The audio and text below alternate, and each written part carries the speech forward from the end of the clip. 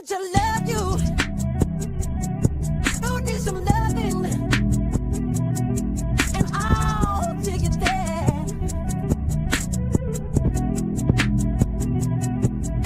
To the young thing, to the young thing, and now. Hey, y'all. Thank you so much for tuning into Respectfully with Miss Pretty Young Thing. I'm your girl, PYT, and let's get into it. All right, y'all. So, we have so many new episodes to talk about tonight. We have Baddies Africa Reunion Part 2. We have Love Cabin Episode 3, and we have Joseline's Cabaret California Episode 13. Okay, so as far as Baddies Africa Reunion Part 2 goes, Part 1 was definitely interesting. I think it went further than most of our part ones when it comes to reunions go, when it comes to Zeus, because I feel like Zeus, their part ones are usually dialogue, they're usually what's going on backstage, they're usually uh um what you call it, Jonisha carrying on with whoever the reunion host is. It'll usually consist of a fight backstage, somebody don't want to get on stage, whatever the case may be. Remember the infamous smack by Biggie happened on a backstage moment or whatever the case may be. Remember last season, Mel was gonna get pummeled by Ivory backstage or whatever the case may be. We didn't get any of those antics and we went down to the nitty gritty. And I appreciate that because on a regular season, everything we got from LCK from Zimbabwe, okay, would have took place on a part two. So shout out to them for speeding up the process, getting us going, getting to the meat and potatoes, okay? So it makes me feel like there's going to be more dialogue, more action, or whatever the case may be when it comes to the part two and part three. Let's not hold our breath. We never know, but we'll see how it goes. As for Love Cabin episode 2, let me know how y'all feel about Ray J being the host because I feel like the same amount of entertainment that he adds is the same reasons why he makes it cringe. Cause it's like, why are you so like HORNY? Like, why are you so on top of them? Like, doing things, doing the nasty in the house. Like, why are you so interested in seeing them kiss? Why are you so interested in like the touchy feely of it all? Like, we're supposed to be getting to know each other, and you asking them whether or not anybody has had sex in the house yet. And it's just like, I don't understand. I don't understand. I don't understand. Now, let me know if y'all are enjoying that because I feel like it's taking away the dating of it all and making it more so about the reasons why people don't like getting into the dating world in the first place because they feel like some people are all about the physical. So it's like, can you stop being all about the physical so that we can get down to everything else? So some of these people could maybe find love, maybe. I don't know. And then as far as Joseline's Cabaret episode 13, I'm curious now. Like, Neeks, okay, so I feel like it's unfair for Jocelyn to treat Neek as her mama because we know she's not her mama.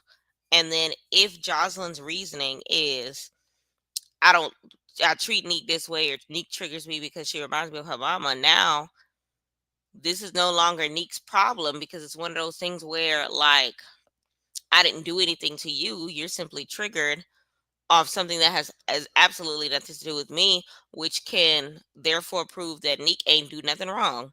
So it's like you can't win for losing. But then at the same token, I feel like Neek, like, don't interrupt this lady when she's speaking. Like, just let her speak her mind or whatever the case may be. Tranqui, I missed you last week. And yeah, I don't know how else to reword it, flip it and reverse it or whatever the case may be. But that's my small version of my opinion on Baddies every Africa Reunion Part 1, Love Cabin last week's episode, episode 2, and Jocelyn's Cabaret last week's episode, episode 12. Okay. Tranqui, did you get to watch my Baddies Africa, not Baddies Africa, Lord, Baddies USA video from last week? I did it on I want to say Friday or something like that. And we ended up I'm sorry that I could not do last Sunday because last Monday was my birthday and respectfully I was celebrating being alive, girl. So I was not here.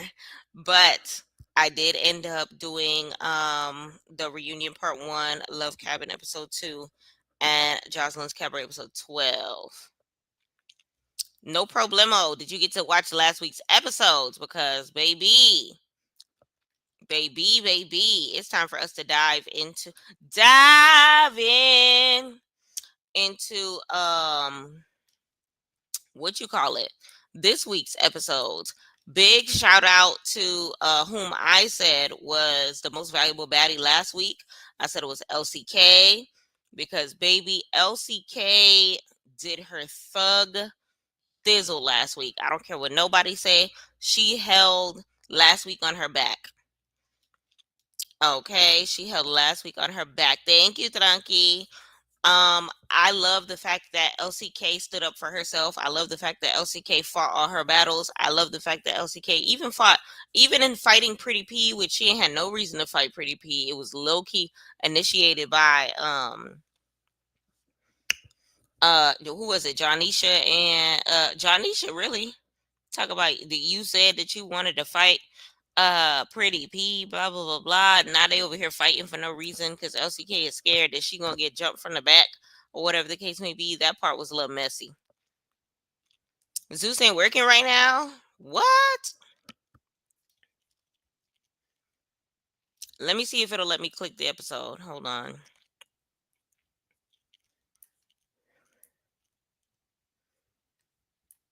Okay. Baddies. Africa Reunion Part 2. It let me click the episode. It's working. It's working. It's definitely working. All right.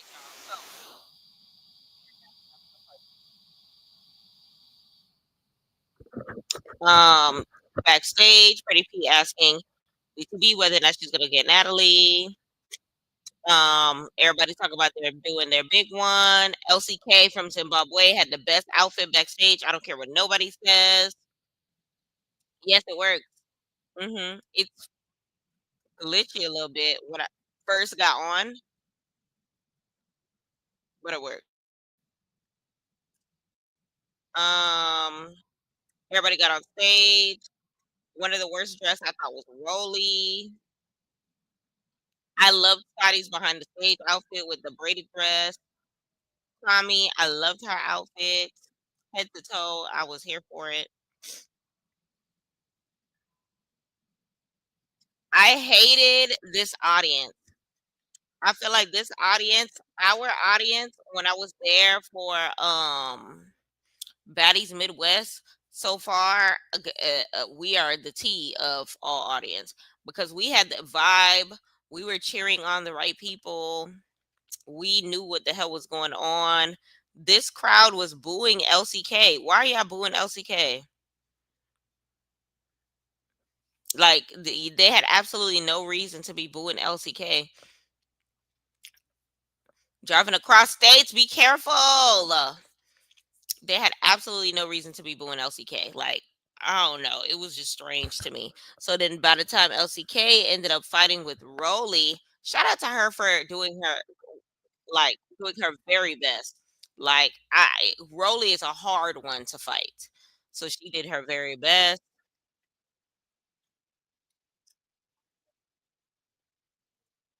Here go what you call it? Talking about something. I heard that it's on site between you and Pretty Pete. Now her and Pretty Pete fighting for no reason. Now Pretty Pete did do her big one, her biggest one. But when she went against was it Cold Killer? I don't know. All I know is LCK did her biggest one. The audience absolutely were a bunch of sheep. Not one original thought. Anything that somebody said, they were following. Everything. Saucy say something, they got Saucy back. Johnny should say something, they got Johnny back. We were willing to argue. We were like, nope. Nope. Boo. Yay. We were asking questions. We were ready to snatch the mic away from Bobby and take control of the stamina of the show. Remember, it was my audience that had the girl that was Piggy. Like we was on it. Like you don't want to fight her, then fight me. Like no, no, no, no. Yeah, yeah, yeah. Stop typing nothing. Don't type nothing. And if anybody wants to join to tell me their opinion, let me know. So, now we're on to today's episode, and it's showing right now LCK getting into the fight with Cold Killer. Cold Killer ends up getting her to the ground, and then LCK is on the floor, like a face plant type situation. Now, I want to discuss this really quick because at first, everybody was just like, oh, she faking. Saucy was screaming at the top of his lungs, she's faking, she's faking, she's faking. I have a friend that is cool with LCK. Big shout out to Evner Entertainment. He actually should be live on YouTube soon tonight. And he was saying that LCK told him that she blacked out when she went to the ground. Apparently, like the type of material that the floor is, by the time she got hit to the ground, her head kind of like bounced off the floor, and it kind of put her like she wasn't like fully conscious or whatever the case may be. So that was not a fake it situation. So I'm glad that she was able to come up from that situation, and I'm hoping that she can actually say it with her own words to everybody, because everybody was looking at her like, "Oh, she faking, she faking, she faking." And respectfully, concussions exist. Okay, we don't want nobody going out with no baddie concussion. So I'm glad that she was able to kind of sort of recover from that little fall or whatever. How long is this episode? Only 40 minutes? That's a new record. Okay, so they were able to get her off the ground.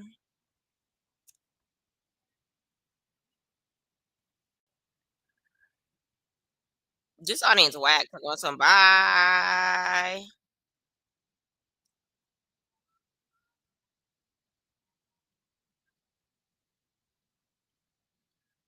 Lord. Not reeking. Not is giving my merch. What merch she got on? Okay, Reekin, that's your merch. Reekin put it on me. When did she change it to this? Because what she had on backstage was cute. This right here,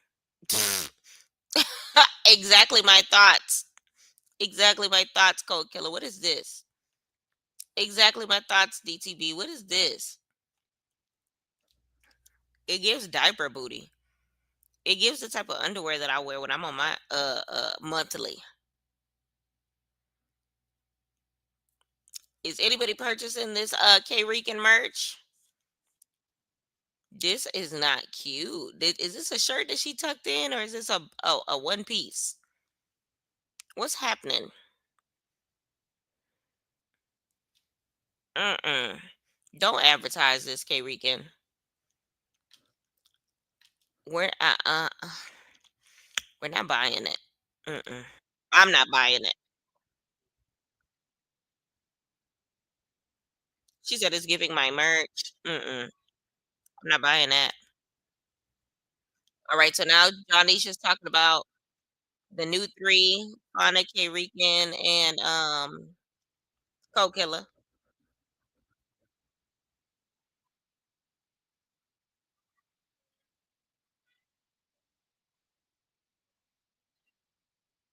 Oh shoot. There's some Cold Killer fans in the building singing Cold Killer music.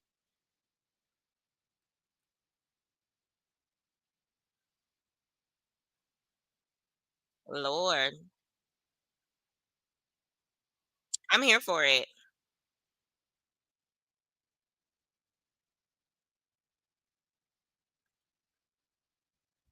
I'm screaming. Ah! Saucy messy as hell. They singing hold on y'all. They singing Cold Killer's part from the audience or whatever the case may be. Why Saucy Santana talking about something? Okay, Diamond, do your part. Do your part. One, two, three, four, five, six, seven, eight. Lord. One thing about Saucy Santana, he gonna go against the grain. I'm here for it every time. I'm here for it every time because it's hilarious. You always need an audience, not an audience, Lord, a host that will be able to put everything on the table, and that's one thing that Saucy Santana does. Like, I feel like a lot of people be talking about how he play favorites and things of that nature, and I feel like it's low key the opposite. He be making sure that everybody's side is heard for the most part. Make sure that every squabble is had. Make sure everybody stands on business. If you talking ish in your confessionals, he makes sure that you stand on it. At the reunion or whatever the case may be, and I feel like it's only right. So when it comes to this song situation, like it's only right. Cold Killer over here talking about some, oh, y'all jack my song, yeah, jack my song, yeah, jack my song. So if y'all singing her song at the reunion, it's only right for somebody else to be hyping up Tinka and DTB's part in the song at the reunion as well. So come on, Saucy. One, two, three, four, five, six, seven, eight. It's a real baddie party. You cannot get in with my baddie friends. Something, something, something. I don't know the song like that, but y'all know what I mean.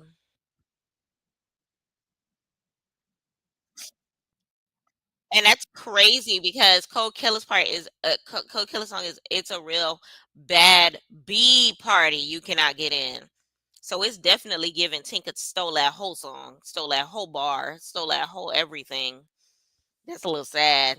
Damn, that's crazy that Cold Killer ends up on a season right after too.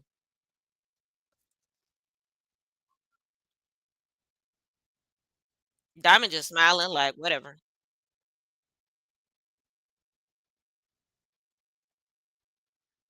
Ah, DTB stood up and said, "Oh, you bitches think you tough."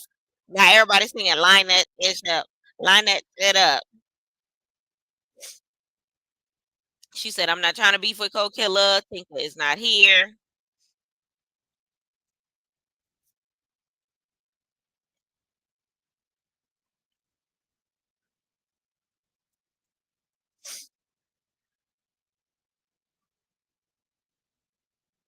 Lord, DTB said, "At the end of the day, we did a good remake. It is what it is."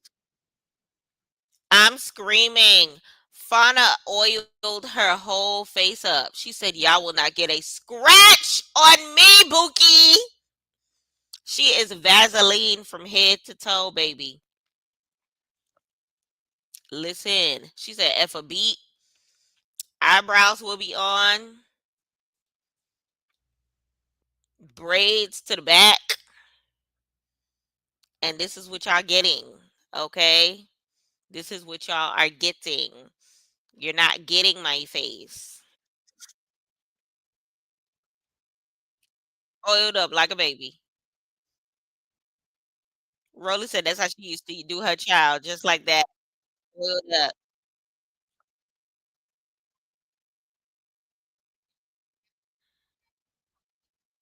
So now Johnny should just ask whether or not the pretty three are tight like that outside of the show, and they say yes. So one go, all go. They say yep. One band, one sound. We gonna see. We gonna see. Tommy said so. It's two big threes. Big three, pretty three, original three, and then what's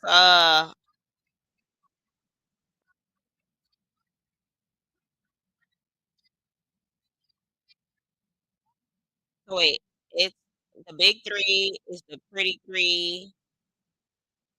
It's the original three, which is Anna, Tasiki, and Biggie. And it's the OG three, I guess you could say. Ivory, DTB, and Pretty P. They asked the audience who their big 3 is. Now they're going back to show the season, where the, beef started as far as, Summer, saying Fauna's name wrong, which turns into a fight between Summer and Fauna, K. Regan, and Killa, which this was the same episode where I said that Bad Dolly is fake. Because how you gonna sit here and like compliment Killa's music, say that she's fly, everything like that, but the second that Summer isn't effing with her, all of a sudden you're a flip flopper. That didn't make no sense to me whatsoever.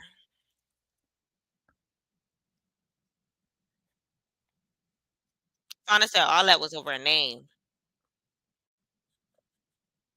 If I'm telling you my name, Fauna, it's not hard to pronounce.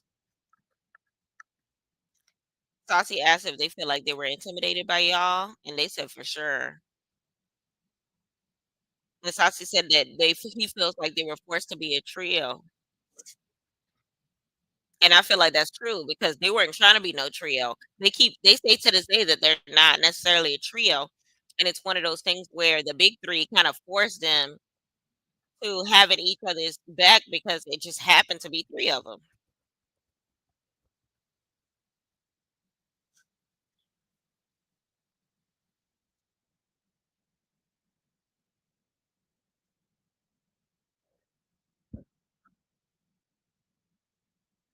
All right, Elsie just came back on stage. Saucy asked if she was all right. I thought Anna was gonna stand on business with Cole Killer. And Anna confused.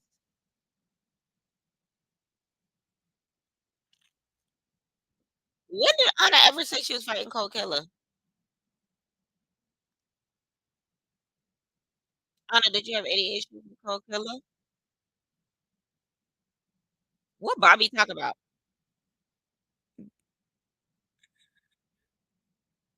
Bobby said, asked her whether or not she F with Coachella. Anna said, all I know is she ain't come to bleep party because she ain't F with Anna. So it's like that's not really a beef situation. That's you don't want to go to somebody party because somebody gonna be there, but that's not an Anna question. Why are you asking Anna if Anna got beef with Coachella when Coachella is the one that seemed to have a problem with Anna? Bobby, you asking the wrong person.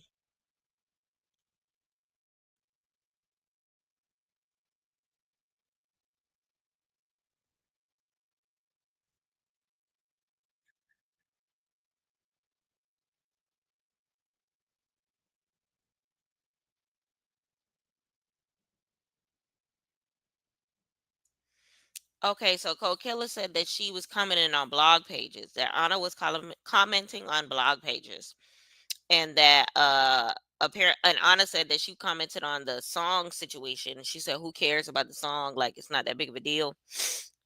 And she commented on some other post, and she said she wished there wasn't beefing. Coachella said, "You don't know the situation. You barely know her." She DM her and said that she don't have a problem with her.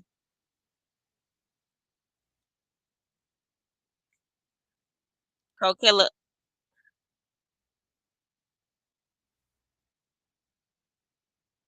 Bobby said, "So y'all both duck and wreck." Ain't no issue though. It sound like Anna ain't got no issue, and the same thing that she ain't got no issue over, Coachella is just annoyed by it.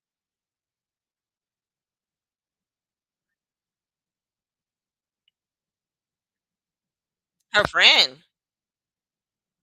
What friend they talking about? It sound like Coachella beefing with Anna friend. Oh, Marissa.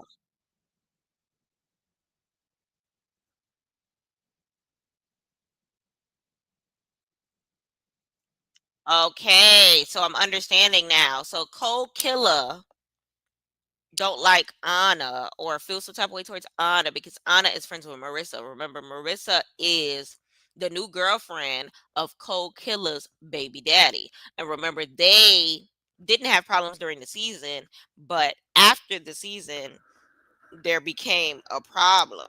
Okay. So that's what I'm getting out of this. And I feel like that's what Bobby was trying to kind of sort of get a situation out of. But I don't want to fight the girl, and Cole Killer not getting up. So it look like she don't want to fight either.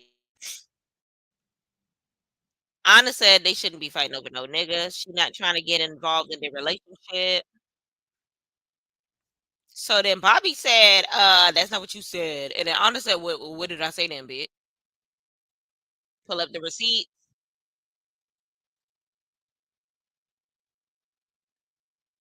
But she's not here, so what's the problem? I don't understand. Did you or did you not have Marissa's back?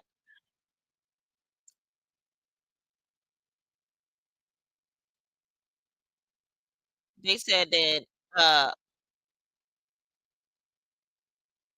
not Marissa finna get jumped. Saucy said Marissa gonna have to get jumped because if Cole Killer jump not Cole Killer jump, if Cole Killer punch in, then K Rican definitely gonna punch in, which means Fauna definitely gonna punch in. Not put them boots on. Oh, Marissa's there. I didn't think she was there. Oh, Marissa's there. Y'all, this whole time I didn't think Marissa was there. Why in this freeze frame Marissa look like Natalie? Maybe it's the light skin, but her chin looked heftier before I zoomed in. Why did she look like Natalie for a second? All right, we gonna see who gonna win between this little girl and Coke Killer. All right, Marissa is outside. Round one versus her Coke Killer.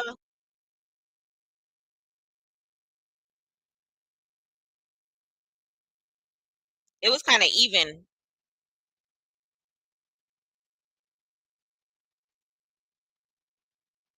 Why are they fighting and Bobby talking about some look at Anna? Anna has nothing. Anna's not effing her baby daddy. What the hell is your problem with Anna?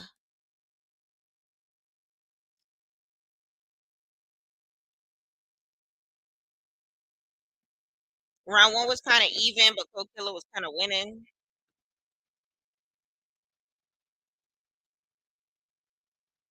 OMG. Okay, so they got active. Active. So I'm trying to make sure Rican or nobody jump in.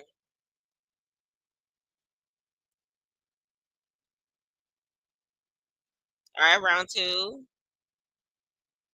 Oh, who Taco Killer had a fight? Coke Killer body slammed her.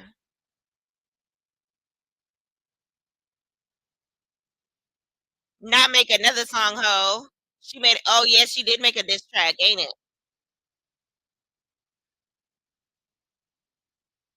She said, "Make another song, ho."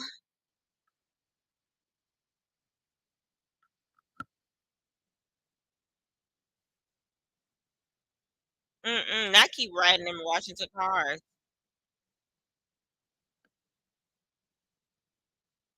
OMG.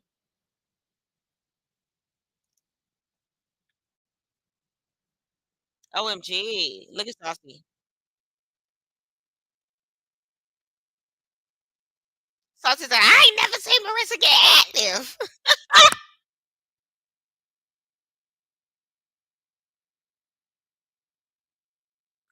What they keep getting on Anna about? They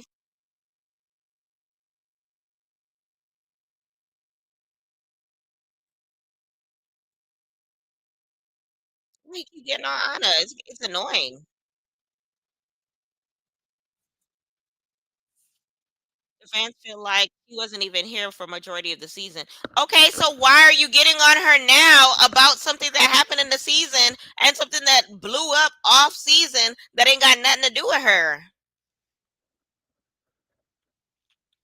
this is why I don't like Bobby as an audience host, cuz it's like, what are you talking about? Like, you went all around this just to get at it. But then, as long as Anna was on the season, shouldn't have anything to do with this moment because Marissa wasn't even on the season that long.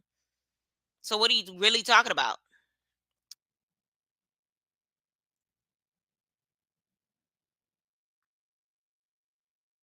And he keep telling her to get in the paint. Get in the paint for what? Get in the paint for who? Marissa can fight her own battles. Huh? Make it make sense. Cuss him out, Anna.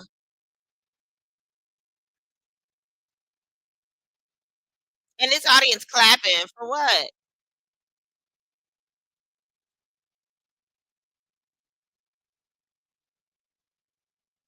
Bobby gotta be trolling. Honestly, is he trying to rage bait me? Bobby, you're fired. You're fired. She's annoying. He's so annoying.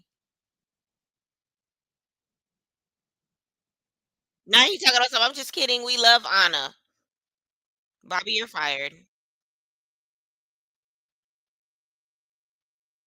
So Johnny's trying to get to the bottom of it because when they came on the show, they were respectful of each other, and she's trying to find out through them where they are right now. Marissa said she's just mad about a nigga.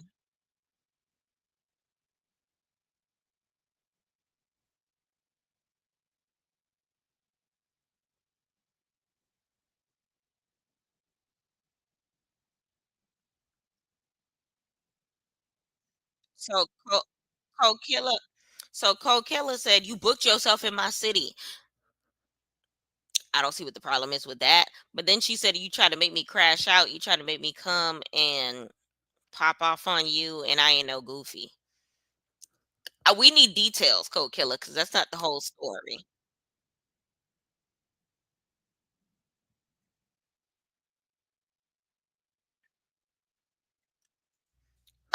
Marissa said, "How did I book myself? Somebody called me and booked me. Like I took the money. I came to your city. I don't get it."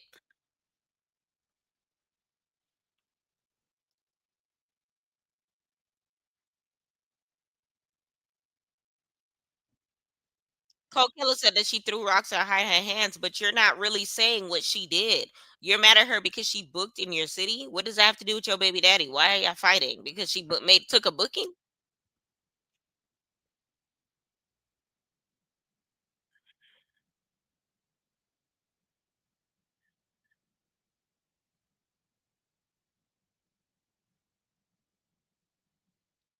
Okay, so Coachella said she made a diss song, and then I guess maybe was gonna perform it at the club or whatever that they were at, that she was booked at or whatever the case may be. But Marissa is saying that she made a diss song first called "Come Get Your Nigga" or something like that. Who made it first? I don't know. Coachella said she did not make the diss. She said, "No, bitch." Janice is like, "Bitch, who you calling a bitch?" Let me watch that again.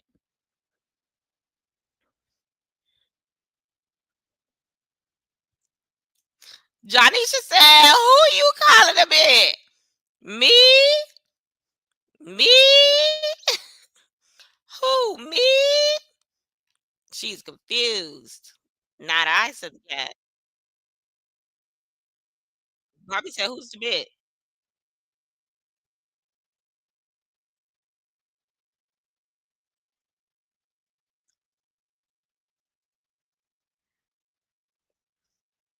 Okay, so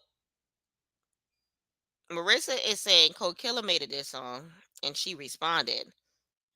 But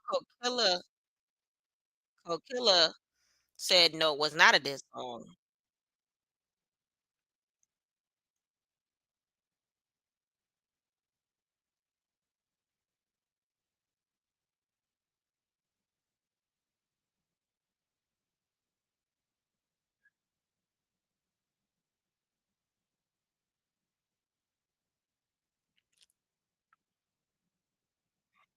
I don't know what the hell they talking about. But she was Cold Killer was going through the baby daddy phone, and she was hearting ishing their messages. You got him, he laying with you. At the end of the day, that's on y'all. Cold Killer said that was her nigga for 9 years. You was with him for 4 months. You just a pass along hoe. You get zit down. Marissa said, "Why he trying to come back then?"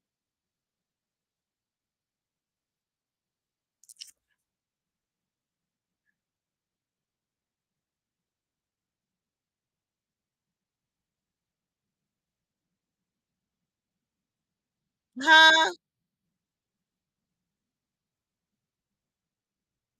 So it sounds like during the season when Marissa was with the baby dad, that's what it was. But it sound the way Cold Killer is describing it, her and her baby dad was on break and he was just zicking down Marissa. And now Cold Killer is no longer on break with him and he's up under him. She's up under him. So it's giving Cold Killer's giving your baby daddy a hoe. And you standing up for said hoe because that's your baby daddy. I don't know. This is why I can't be no baby mama. I gotta be a wife. I can't do this.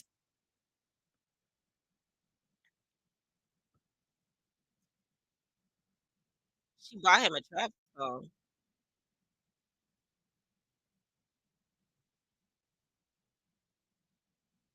Oh, Marissa said he blowing up her phone. Can I come back home?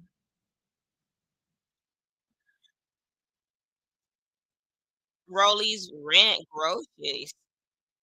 She a sugar mama. Coke Killer said, I don't blame him. I should have banged you too. So Marissa sounds like a good woman.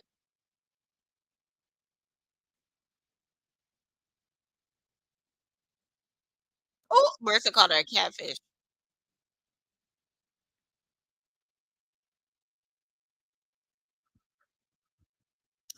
Tommy said you need to let's lay down on the ground. What the nigga did for you, what the nigga gave you. Let's figure out whose nigga this really is. Tommy funny. Let's light it up.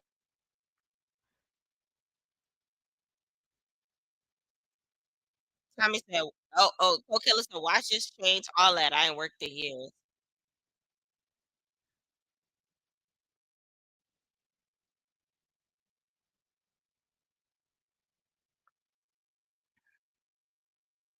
Let's see the watch. Because didn't LCK say that watch was fake?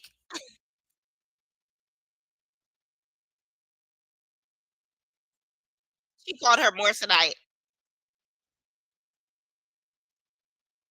Your nigga bought you a Morrisonite chain. Elsie said,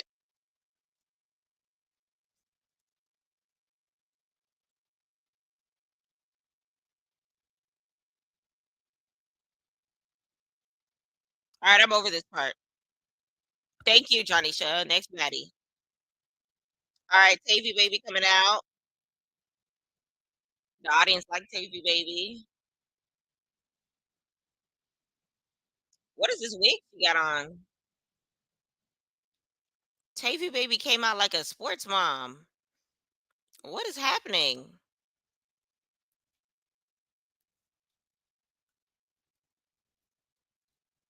Lord. Back of my neck itch. What Tavy, what you got on? I don't like it. Don't like it.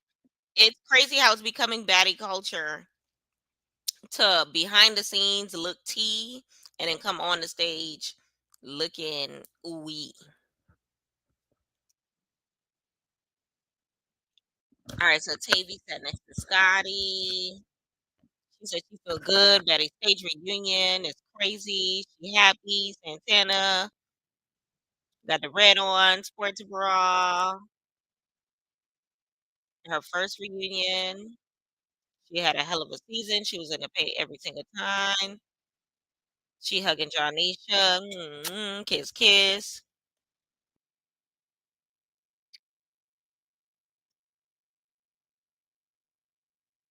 Oh, she's switching her on the other side so that she can save Natalie's seat. So she's sitting in between Fauna and Coachella. She said, "Is this season everything that you expected it to be?" As far as Johnisha's question to Tavy. She said everything was great and real, but seeing herself on TV as a viewer again was just like, wow. I'm sitting on the couch judging everybody. I was judging myself. It's a little different now. Would you have done anything differently? She said, honestly, she felt like the thing she would have did differently was put her in the forefront because it's a lot of times that she felt like they were out the club. She'd be a little bit shy.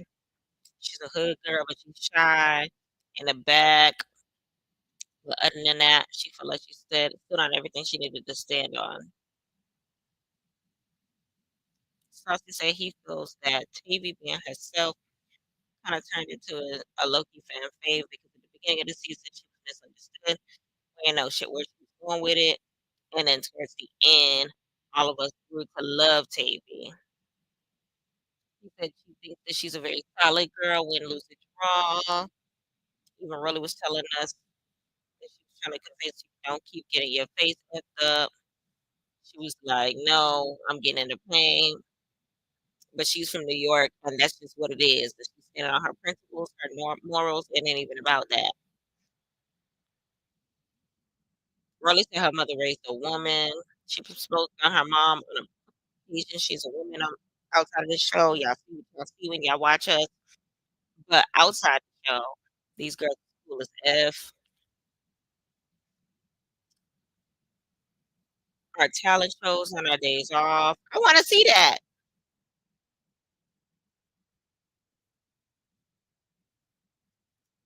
All right. Shout out to Rolly giving her props.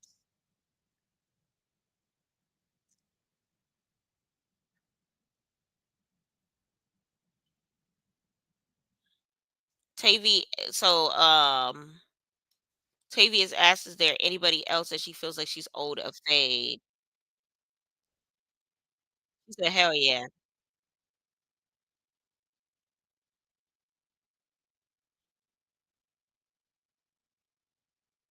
Why the audience saying Elsie?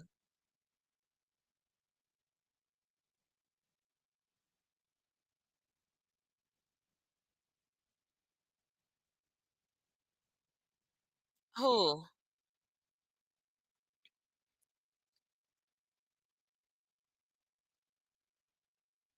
She said, is there anyone she owe a fade? Because her and Big Lex already fought a lot. Is there anybody else? Janisa said that was the longest beef in history. She said, besides Lex, somebody that she didn't fight. They said Dolly. She said you don't owe Ivory a fade. She said, yeah. Then she talking about who's currently here.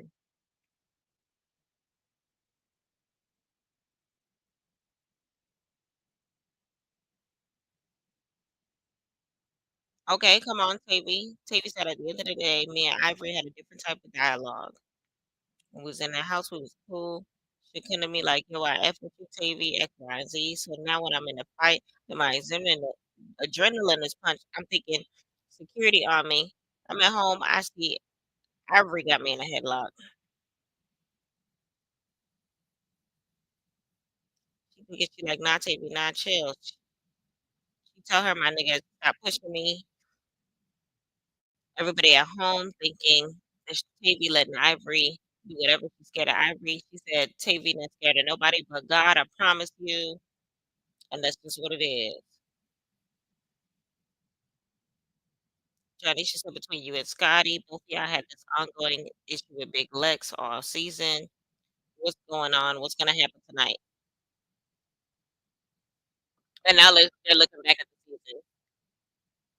Scotty versus Lex.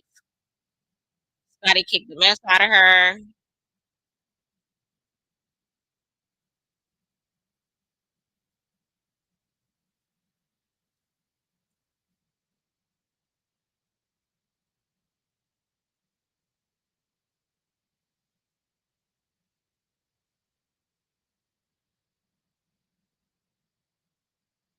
I'm sorry, I was watching the fight.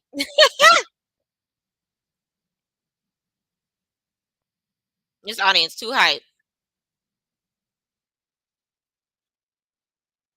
Saudi says, "I hate watching myself fight. I like to look cute."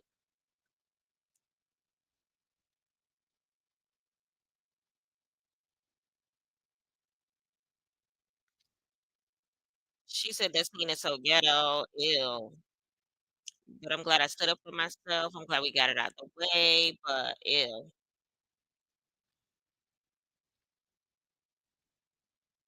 Now they're looking at Tavy and Big Legs.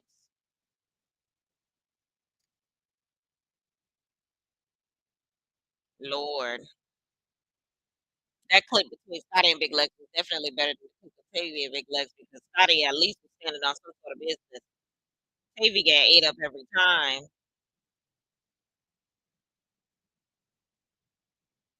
Ah, Tavy slips. Ah, Tavy gets her down.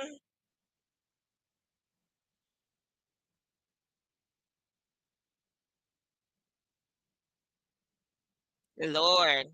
Jalisha said, "Do you feel like you need your lick back after seeing that?" She said, "Oh, of course."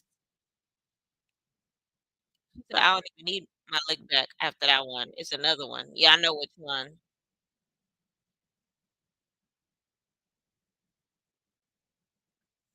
Lex ready to come out. She said she was fighting every day. The day before, Dolly, uh, Dolly cut her.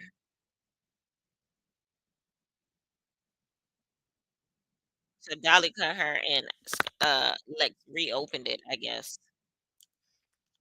So Dolly snatching her chain. Now Dolly got her chain. Does Tavy need to snatch Dolly chain? Saucy is messy.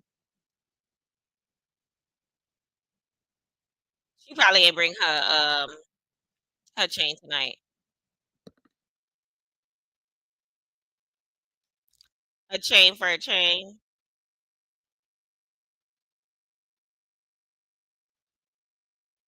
Rolly said, was she said what Rolly was going through your mind. Saucy said, ouch.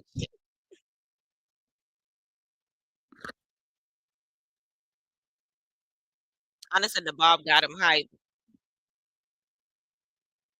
Rolly said, I couldn't watch certain clips. I couldn't even watch them fight because it's becoming too much. But I do have a relationship with the big three. I love all of them.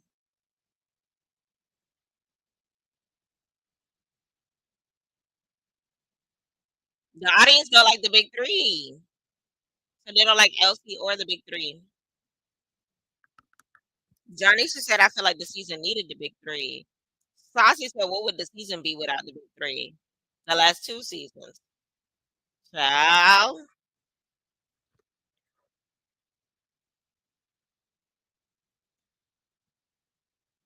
the audience is booing.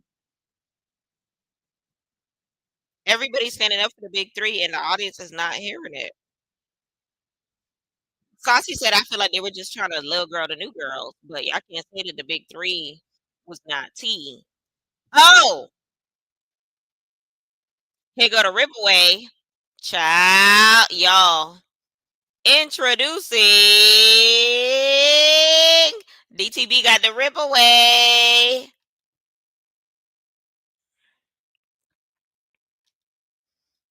The rip away has been ripped away, baby.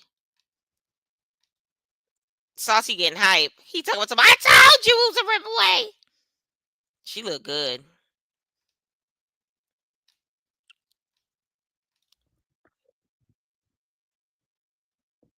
He talking about somebody, I told you.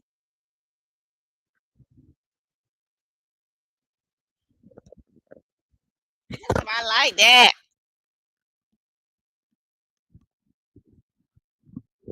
He said, just in case. Just in case. Let me rip this off. Just in case.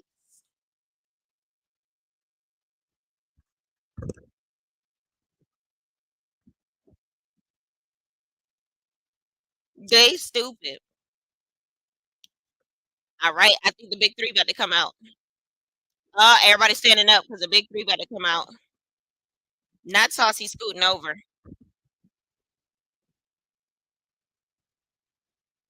Johnny said, "Welcome to the stage." Saucy not ready. Saucy taking his boots off so he can run. Scotty taking his boots off for him. Now his boot won't come off. What is happening here? Saucy big ass foot will not come out of this boot. Lord. All right, Saucy, are you ready?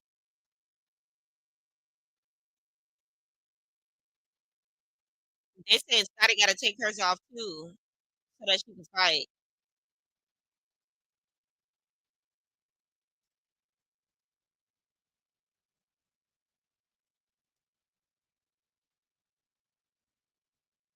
Scotty didn't take off her shoes. Oh, child. Scotty, don't be slipping and sliding this time. All right, the big three coming out and they are booing them.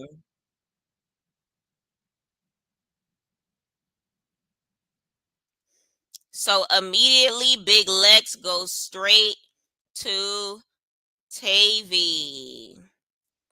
And who is this? That's not Summer, is it? Oh, is that Cold Killer going for Lex? That gotta be Cold Killer going for Lex because remember, Lex said she got jumped. And this, I think this is Pretty P trying to get out the way. We seen this scene in the previews. Let's see what's about to come out.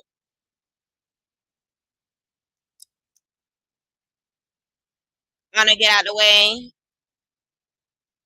They trying to jump Lex.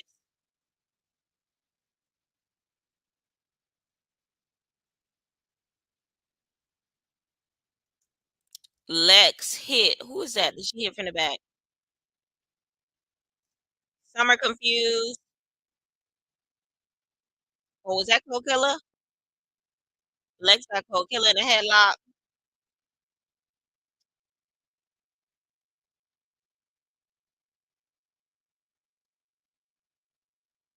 Scotty is covered, baby. Oh, that was Fauna. Who I was saying was Cold Killer was not Cold Killer. It was Fauna. The braids threw me off because they both got braids. They're saying Dolly is ducking fades. She ducking wreck. I've never heard this phrase.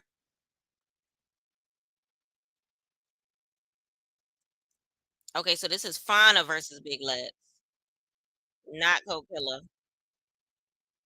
So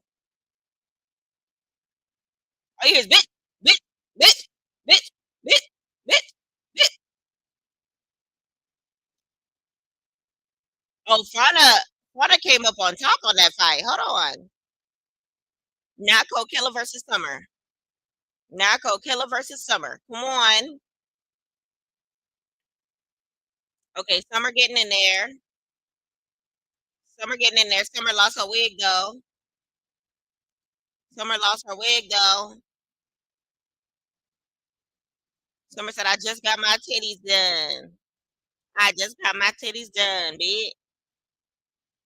Oh, who Summer just jumped on? Scotty? Was that Scotty?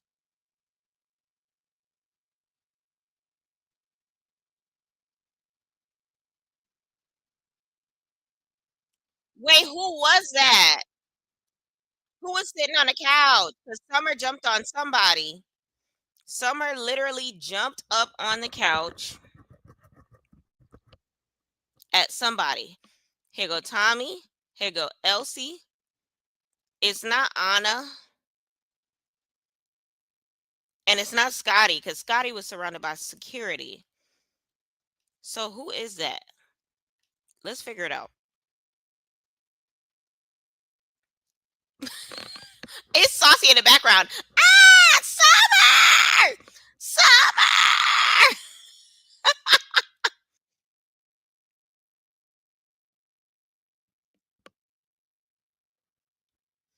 Who is that?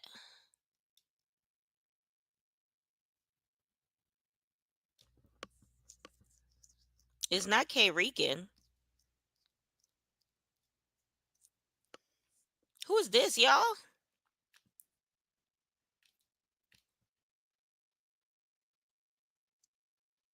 Anna tried to help.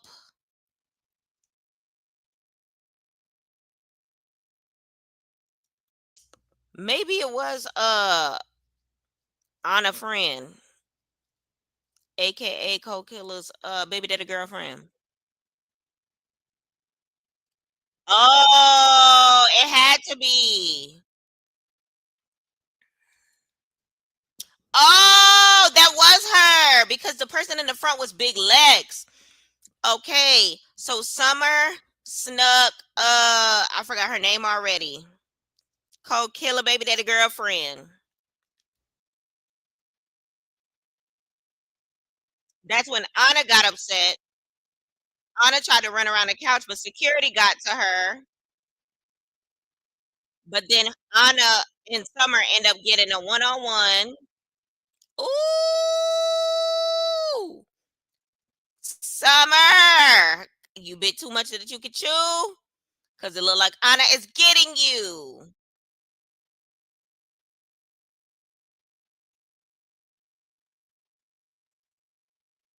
Anna got two good looks in the face, licks in the face. Let me see it again.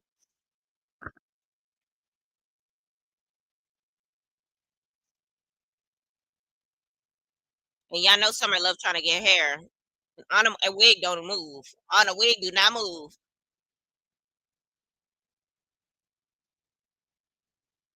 Summer said, still pretty.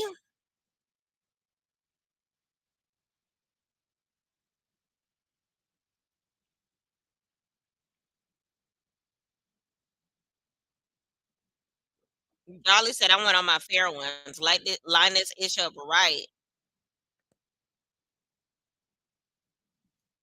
Oh, Dolly versus Pretty P.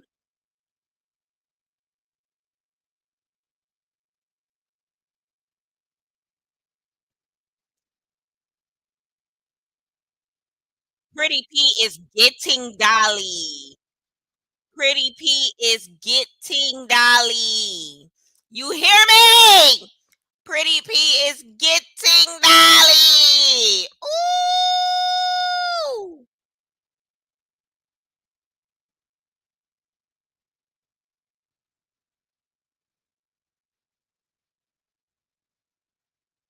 Everybody said it. Pretty P got that. They trying to separate her hands. Pretty P gripping the wig.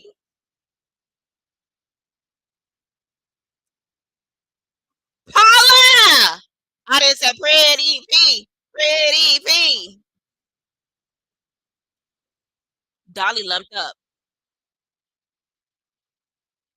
Dolly lumped up, y'all. I want to see the eye, cause if the eye look like this, not.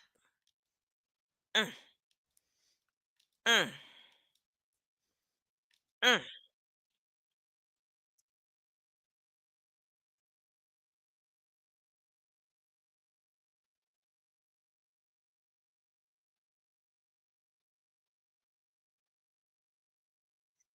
Anna is mad outside with Rolly, trying to figure out why Marissa's her name. Marissa got snuck.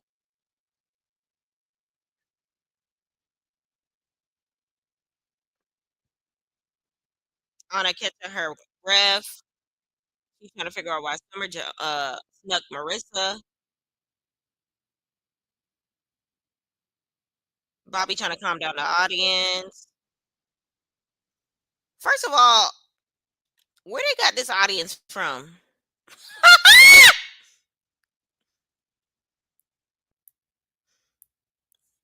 I'm telling you, we were tea last time. Where they got these little girls from? Edges already sweated out. We just started the reunion, Bookie. Hey,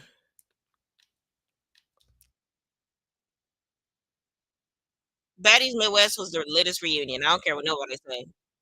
Anna trying to get an ice pack for her hand, but she going back on stage. Rolly is back.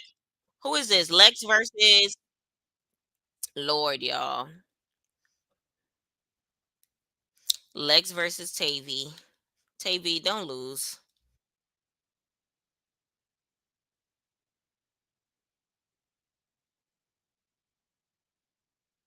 Lex got some long ass arms, bro.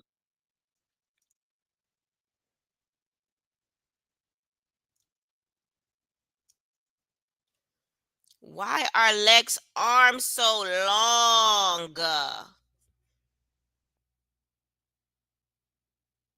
Her reach makes no sense. I don't understand. Come on, Tavy. Okay. Okay, Tavy did decent that round. She did taste it. She did decent that round.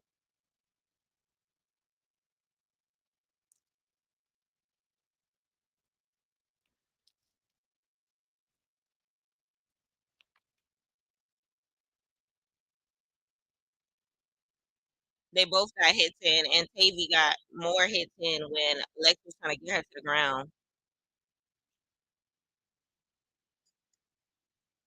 Lex laughing it off.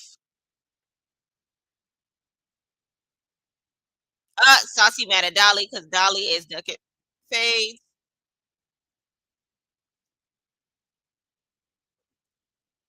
Dolly eyes split open.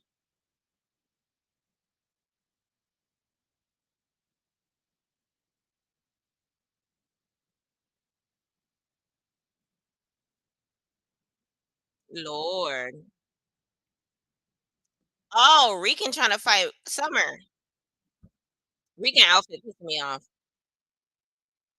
Summer ducking fade. She talking about something. I will beat your ass. Girl, get off the couch and let's witness it.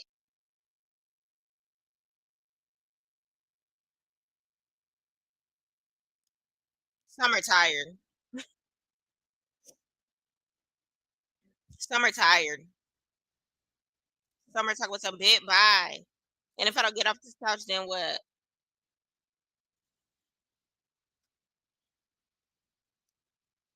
Everybody booing Summer.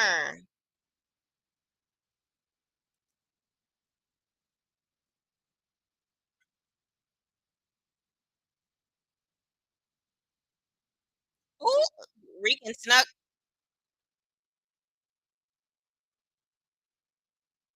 Rican was trying to sneak her. She said, make that bit fight. Make that bit fight. Now Summer really look like she's ducking a fade because she tried to sneak you and you didn't do nothing about it.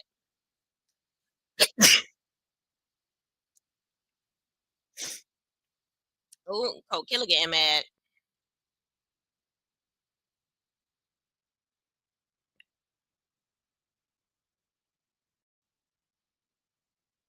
Summer said, I got my titties done and I'm still that big. Natalie still ain't come out, y'all.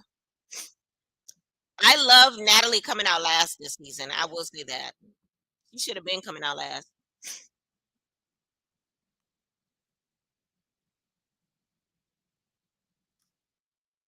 Ooh. So Cold Killer said, why you ain't take over your book in a PA? Why I had to come take it for you?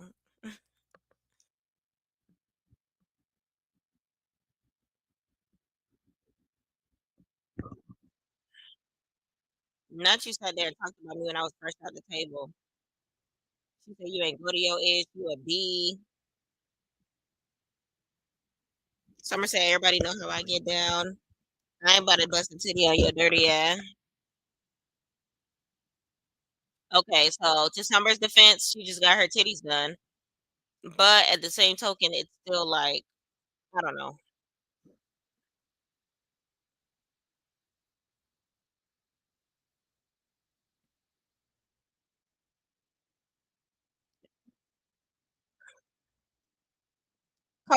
Summer said, did you handle that with Marissa? Did y'all handle that? Line that up with Marissa. I want to see it again. Let me see it. Summer's such an instigator.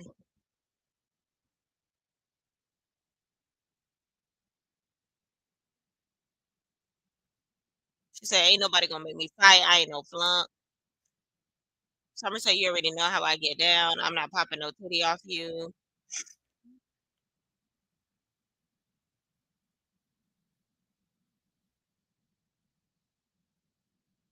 So now Tavy and Lex going back and forth.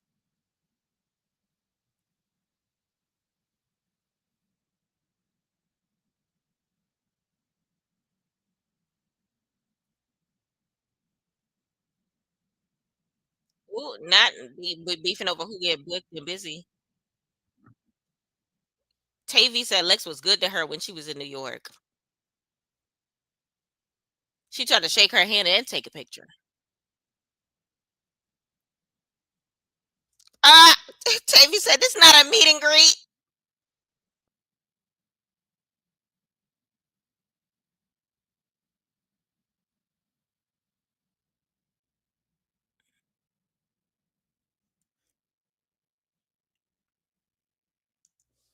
Lord, Tavy.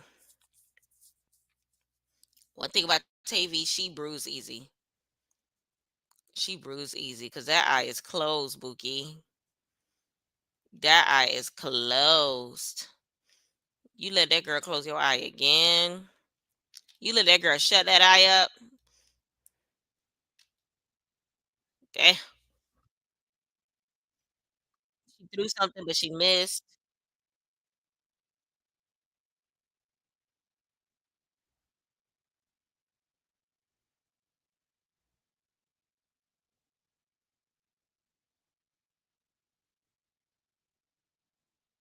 She said, "How you bragging on Cold Killer?" She said, "That's what friends do." Lex said, "What are you? Are you're not booked? If it ain't with Natalie, you're not."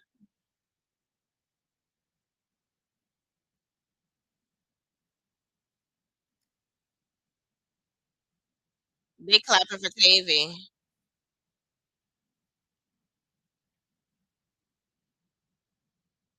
They don't like the big three in this audience.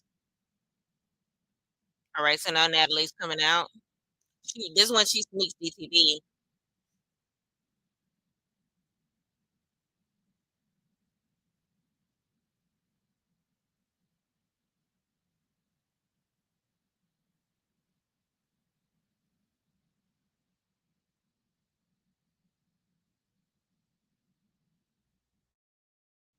I'm hollering. She said DTV is her biggest fan. Give it up for the biggest fan of Natalie Nunn. Rolly and Diamond. She calling out both of them. She said, "I've been bored backstage." Yeah.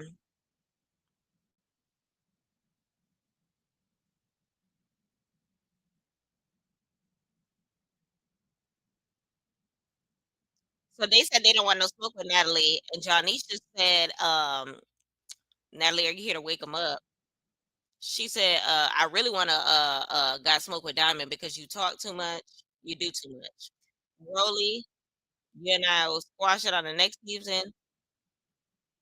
You do too much. What she said? Hold on.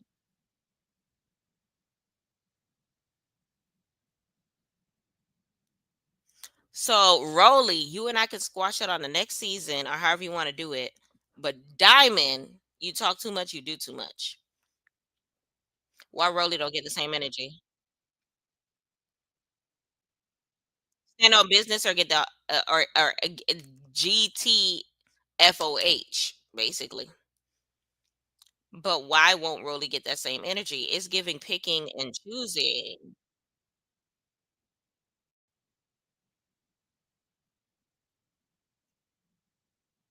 Not Rolly, we can handle this later. You, what do you want to do? So she came to fight DTV, but she's scared of Rolly.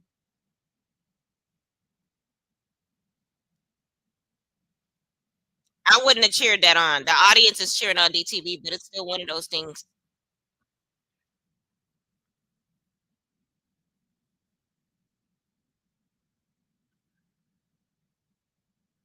She threw the mic. This is when she threw the mic. Remember when she claimed she ain't throw the mic? She just threw the mic. Here go DTB. DTB, this setup will never. That setup will be the death of you. Natalie jumped over the couch.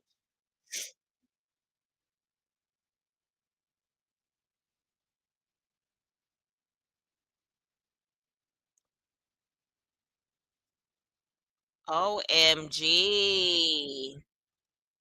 Natalie didn't want that Rolly. Exactly, I Beyonce. But it's one of those things where it's just like all why talk so much? Talked much. They said so much. They did so much. And I hate that. I hate that. I hate that.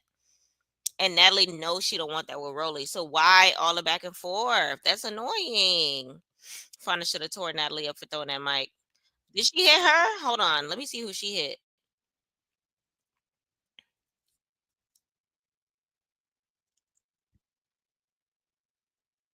On the face. Fauna looking like, who the hell were you aiming for? Bit. Tommy looking like, uh-uh. Tommy feet already ready to hit the pavement to get the hell up out the way. Reeking, ducking. OMG. That mic almost hit Fauna for real, for real. Even Cole Killer's like, ooh. OMG. I can't believe DTB let Natalie tear her though.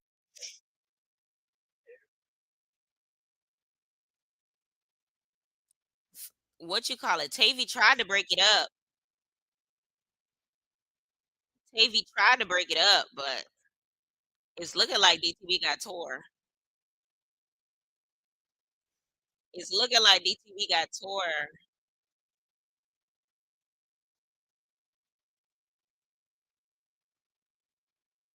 Child. All right, next time on. Hold on, let me pause it. The thing is, while we all know Natalie didn't want to fight, want that with Rolly, we know this. Rolly did so much talking about whooping Natalie. She should have been on that too. No shade. Thank you. They didn't even put the camera to Rolly throughout that entire scene. It was just DTV Natalie, DTV Natalie, DTV Natalie. They never even panned it to Rolly. Got no camera time for the last 10 minutes of the show. All right, so it's looking like DTV running behind stage to go find Natalie.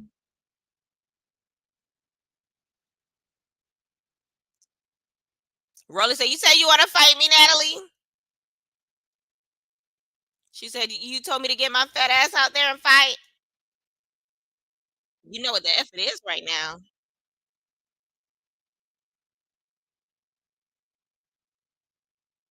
You're not gonna fight. So now Rolly versus Kate, not Rolly, Lord. Bad Dolly versus K Rican. It looked like K Rican lost. Fauna versus Lex again. Oh, Fauna was fighting for her life. Hold on. She ran her hands going by at 110 miles per hour. I don't think Lex was ready for that.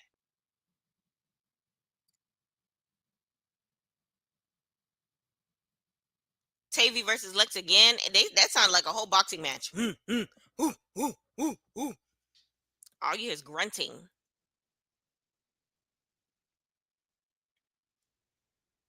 Dolly versus Tavy. Look at everybody on the couch. This is the spectator section. This is the y'all need to hurry up and get the hell out of the way before they run you over section.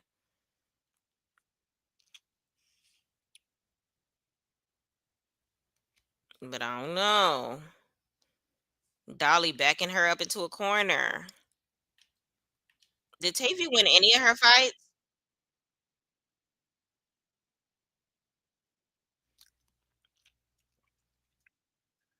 Okay, so Dolly versus Tavy. Then we had is that Cold Killer? It's hard to tell who's who with all of these goddamn braids. But yes, that is Cold Killer versus Dolly right here that I'm looking at. We all know Lex is the best fighter, but the girls need to give Fauna her things. Lex be winning, but can't do much with Fauna. Fauna Fauna hands were going a million miles per hour. It was giving Lex was trying to like grab her to pin her down, and Fauna was not going down like no bitch. You hear me? I appreciate Fauna because Fauna be doing her best to do her big one. Her face greased the hell up. Fauna knows to rush Lex. Exactly. The other girls don't do that, hence why Lex be doing damage to the other girls. Clock it, I Beyonce. That's exactly what it is. But let me see how this little scene finishes up.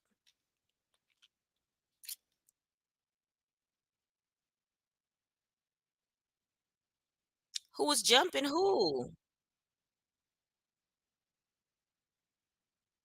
Oh, I think Dolly Dolly versus Cold Killer wasn't going the way that they thought, and Summer was about to jump in for Dolly because Saucy said, Summer, you about to piss me off.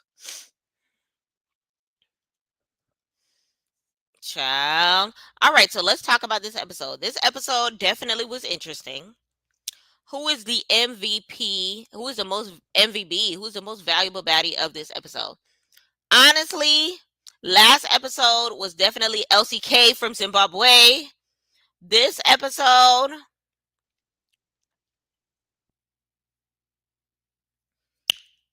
MVP of this episode. Who is MVP of this episode? Pretty P? I ain't gonna hold you. Pretty P definitely ate that. Pretty P definitely ate that. Um, I could say Cold Killer definitely stole the show as far as dialogue. Cold Killer definitely stole the show as far as she fought a whole bunch of different people. She definitely had did her thing in clearing up her storyline with her baby daddy girlfriend. What's her name? Marissa. She fought like three different people, or whatever the case may be. So I say between Pretty P and Cold Killer, I'll split it between them two because the shock factor of Pretty P whooping Dolly ass, splitting her eye, and giving her that knot at the top of her head. Give her her tens, baby. What do I rate this episode on a scale of 1 to 10? I think last week's episode I gave it like an 8. This week's episode, I'll give it a 9. I'll give it a 9. Yes, the way Pretty P tore Dolly, I don't think nobody was expecting it. I don't think nobody was expecting it. She did her thing. She did her thing. She did her thing. She did her thing. Pretty P is definitely getting better as far as a fighting standpoint. She was never a bad fighter. Don't get me wrong, but I feel like the fights of this reunion shows the growth of everybody. I feel like Pretty P has always um been a match for Bad Dolly, but that fight that I saw right there was definitely different than the Midwest reunion. Remember, Midwest reunion was a whole different thing. But when it came to this one, right, this joint right here, mm, Paula did her thing. That tongue came out, and it was not. Playtime is over. Playtime is over. So Cold Killer and Pretty P are the real MVPs of the episode. Shout out to Anna. Yo, the comments on the Zeus Network page are killing me. Pretty P, Pretty P. They're going crazy in these comments over Pretty P. The problem with Anna and Fauna and Pretty P is their heads be down. I'm telling you, they need to get better. They're getting stronger. Yo, whoever this is going crazy. They're definitely getting stronger. I don't like how Bobby was instigating while Anna leave my bitch alone. That was lame as I agree. Bobby was annoying as hell. Honestly, I said it since like 3 seasons ago. We don't need Bobby as the audience host. I'm fine with Instagram personality. Give me a Isaiah J. Give me my boy Ebner Entertainment. Bobby was so freaking annoying. Like Anna has absolutely nothing to do with this conversation, but you keep trying to make her fight. freaking he's not instigating the things that need to be instigated. Like Rolly is not standing up when Natalie is coming out. So I feel like that right there is proof in the pudding that they are not going to fight. They didn't even pan the camera in her direction. That's somebody that Bobby should have been on her ass. Like Rolly, Natalie is outside. What you gonna do about it? That's what I needed to hear. Like what? Everything else was annoying. When Summer was ducking the fade with freaking what's his girl name? K Rican. Summer, K Rican is calling you out. Why you not standing up? Why you ducking fade, Summer? But you bothering Anna Mac on a situation that she ain't gotta do it. She's not the one effing Cold Killer's baby daddy. She's simply friends with the lady that is. What does that have to do with anything? What does that have to do with anything? Like Bobby was annoying. Bobby was annoying. Bobby was annoying. Even when I was there for Baddies Midwest reunion, we said the same thing when we were in the audience. Bobby was annoying. Like I don't know why they keep trying to cut him a check because no, I'm over it. The only good thing I've seen about Bobby in this reunion thus far for part one and part two was his homage to Roland Ray when he fell on the floor and said, I just woke up to the dead and you're still not that big. That was cute. It was funny. And rest in peace to Roland Ray. Other than that, you're not needed. I get what he's doing, but he's too messy with it. He wants to be a cast member so bad. You could tell he's biased towards the girls he likes. Very biased. It's very obvious he does not like Anna.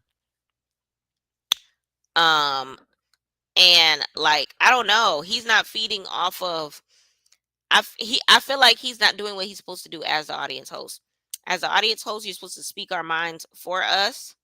You're supposed to listen to what we have to say and project it on the mic on our behalf. And he did not do that. I witnessed it with my own two eyes when I was a part of Baddies Midwest audience because we kept telling him, Bobby, ask this question. Bobby, where is this person? Bobby, is such and such going to fight this person? Bobby, why is such and such duck and such and such fade? And he kept like not saying it to a point in time where, remember, that girl from the audience wanted to fight Biggie. It turned into a situation where we wanted to jump on stage and fight on their behalf because a lot of fades were being ducked, a lot of stuff wasn't being said. Then it got to a point in time where two different people had to get the mic from Bobby because it was like, yo, Bobby, you're not saying what it is that we're saying. And then I don't know if y'all remember from Baddies Midwest reunion when Saucy Santana had to come to the audience to hear what he had to say. He came straight to me and I had to tell him what the hell was going on because it wasn't making no sense on what was happening on the stage. And it's like did you watch the season? Like there's no reason for it to ever get like that. But it's like, I don't know, Bobby, I don't know if it's him just not doing his research and watching the season before it hashes out and him only like paying attention to what's happening on the blogs and then putting on an outfit and showing up, but he's not doing what he's supposed to do. Saucy Santana, I can have him every single reunion because I feel like he clocks the T as far as who is ducking fade from who, he's clocking it. As far as what's going on the blogs, he's on top of it. As far as who lost what fight, who needs a redemption, and everything in between, I feel like he's definitely doing what he's supposed to do as far as, holding everybody accountable. Ain't no injured reserve. I know a lot of people say that he's like fight hungry, but then at the same token, that's what the show has become. That's what the culture is. He's just letting it happen. It is what it is. But all in all, I could definitely give this episode a 9. Last week was an 8. This one was definitely a 9. Big shout out to Co Killer Ho. And big shout out to Pretty P. Big Paula, not the little one. Okay, Lex got jumped and her girls ain't even flinch. Hello. Kokilla Weird just said the guy was abusive, then happy about 9 years. Why you care about another bit spin anyway? That Kokilla and what you call it situation, that little back and forth, I didn't necessarily care for it because that ain't got nothing to do with us. Child, it was just I don't know. Nat Scalaroli definitely is, okay? But that's a wrap when it comes to the Baddies Africa reunion part 2, okay? So next we're going to tune to Love Cabin, is it? Episode 3? Yes, episode 3 is there. Y'all give me 2 seconds. I'm just going to get me some water. Time for a quick refill on my water glass, and then we are going to go ahead and see what Love Cabin has to offer us. Please do me a favor, like, comment, subscribe, turn those post notifications on, and tell a friend to tell a friend that we are in the building. I'll be right back.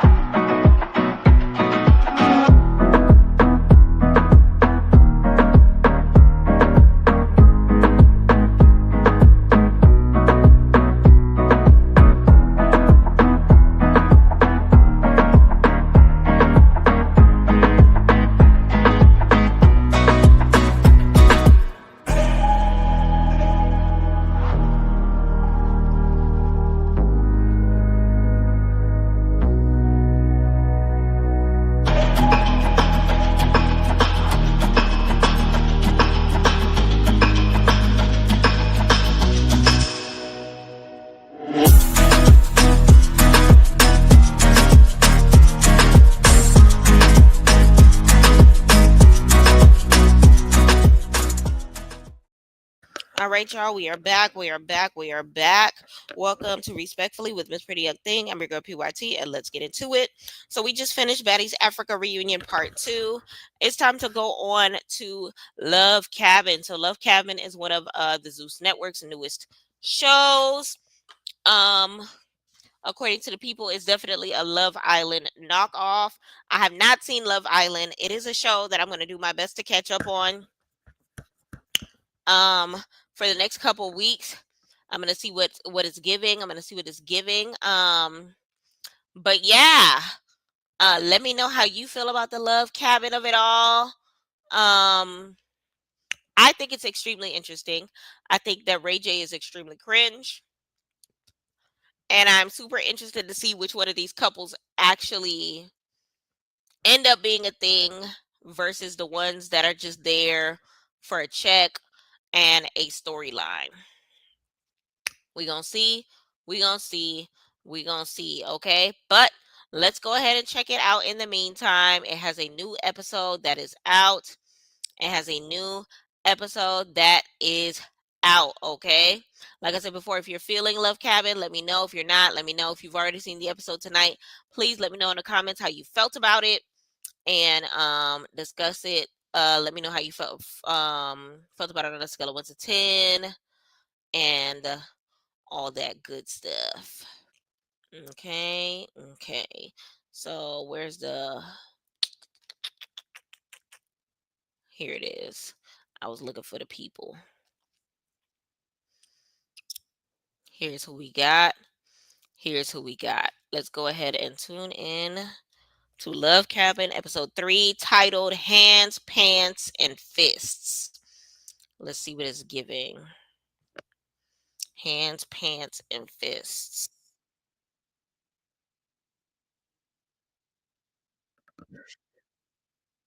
All right, so last time I Love Cabin, they got a little bit of one-on-one time with their matches. We seen what's her name? Nisa and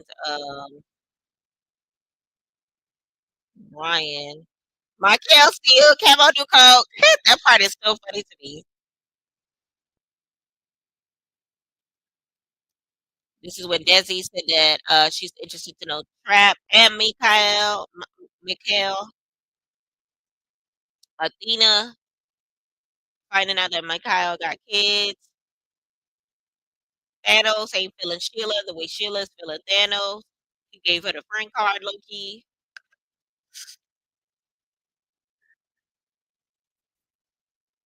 Ray J with the challenges. Savage Truth or Strip had everybody playing dry hump or whatever. Had Sheila showing her yitties. Oh yeah, last week's episode ended with Chloe reaching in people's pants and asking who had the biggest between who was it? Between Camo and somebody.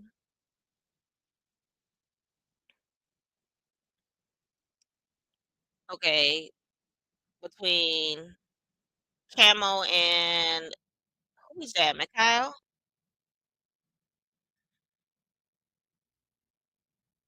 Yeah, Camo and Mikhail.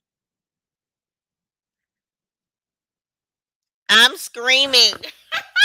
Camo said her hands were cold as shit. He picked her. She picked him. I mean, all right. So Trap Yayo. He said I'm not. He said he's not attracted. His hands not growing. Her hands cold.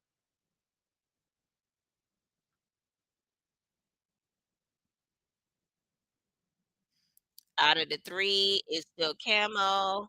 Now who got the second biggest is Trap Yayo.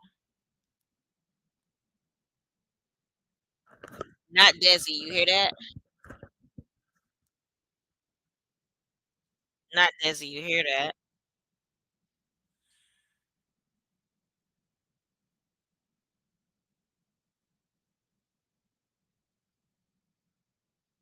Lord. So now Brian.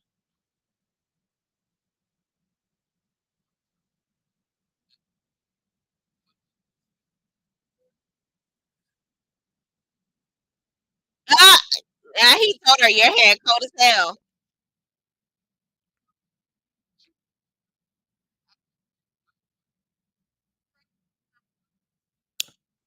Not Brian's dead last. He said I'll take it.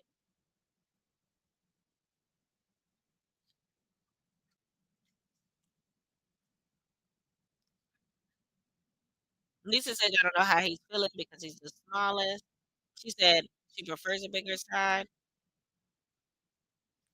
She said I don't, but I've had boyfriend dick and I don't mind it at all. So I feel like she's feeling him. It's all about the motion in the ocean anyway.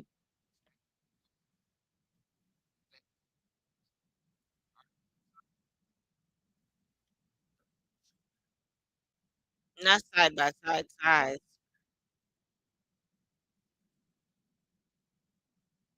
Chloe said this is the most zits I ever felt in one night. So between John and Thanos, John is bigger.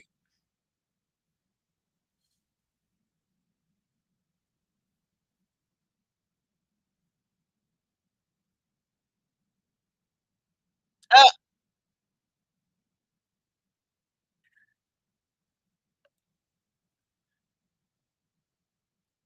Lord. So John's sitting down. It's gonna be Thanos versus Brian.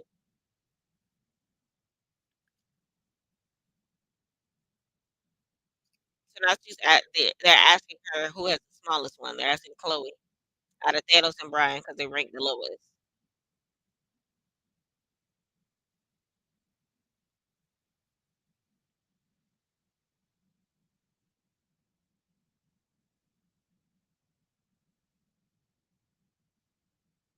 Now he dancing.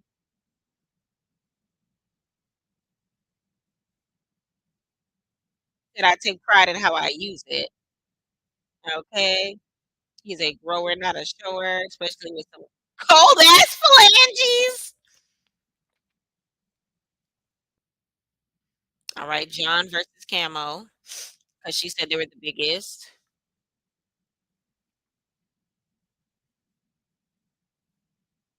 Not Ashley Boots versus Ashley Knees.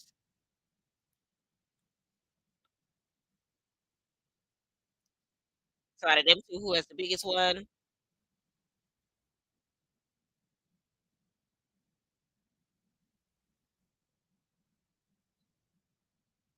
Okay, so Camo, she feel like he had the bigger one.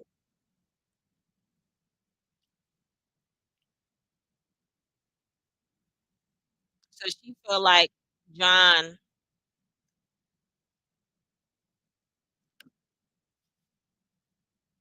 so she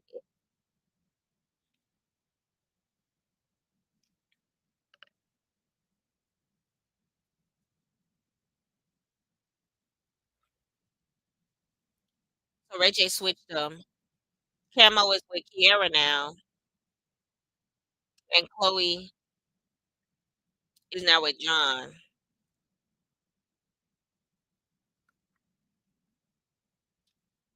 Alright, now Desi said truth. Who said outside of Mikhail is the best kisser here?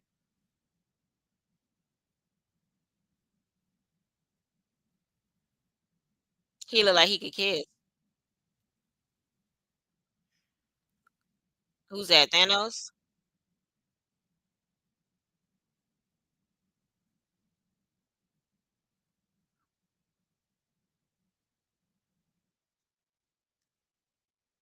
She said it was a bit too much tongue, but his breath smell good.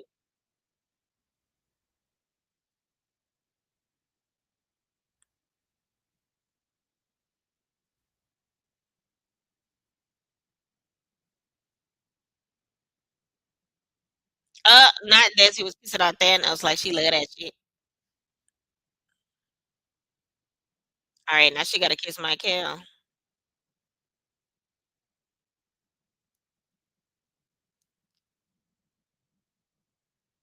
Not Trap too.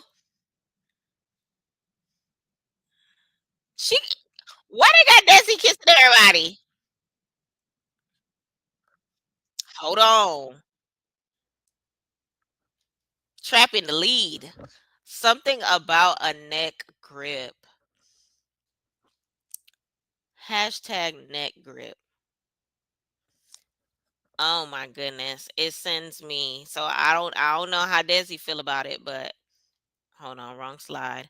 I don't know how Desi feel about it, but it sends me. So baby, if it's let me know.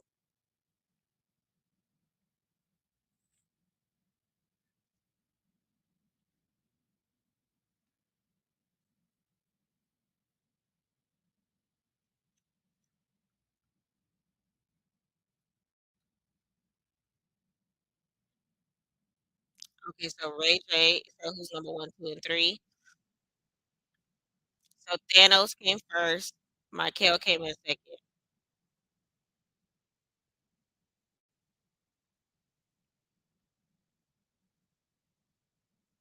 All right. So Thanos said he's excited to see where this goes. Michael is going to Athena now. Uh, he said he don't. Michael said that she's one of the BBL bandits. He don't know how he feel about that because now he is paired with Athena. He said she a pretty girl, but she ain't Desi.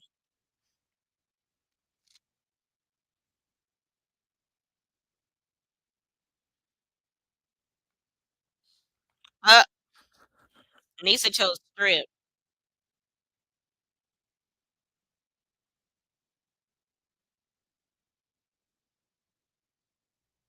She said she'd rather show her tits than be passed around. They blurred out the titty. She look like she got a nice body.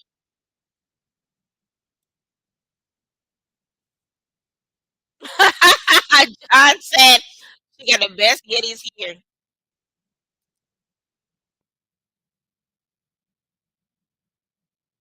John said they perfect. Money well spent.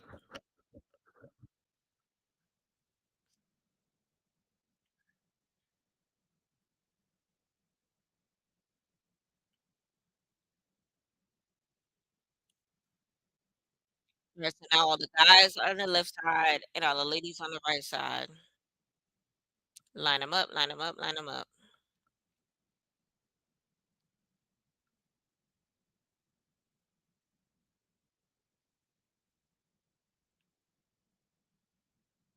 Oh, girls are gonna pick a guy, guys are gonna pick a girls.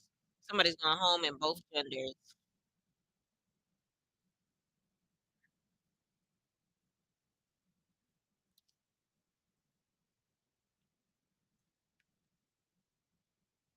Ooh, who the guy sitting home?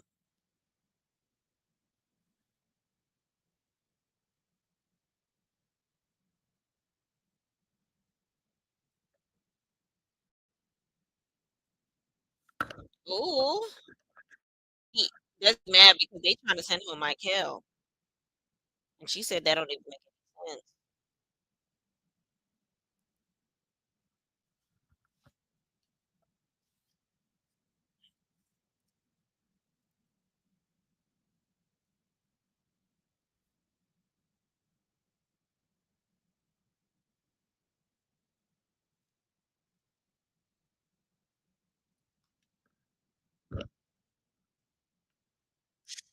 Ooh, Desi mad because they said Michael.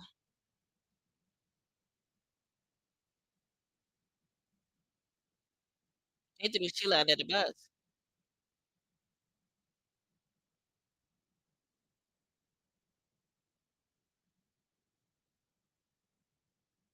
Michael is confused. He said, "I ain't going nowhere."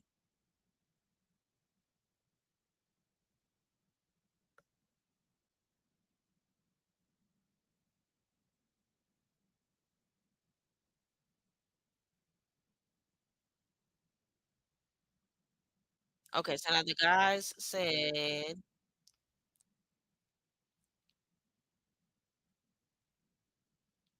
they said Kiara, which I'm not surprised.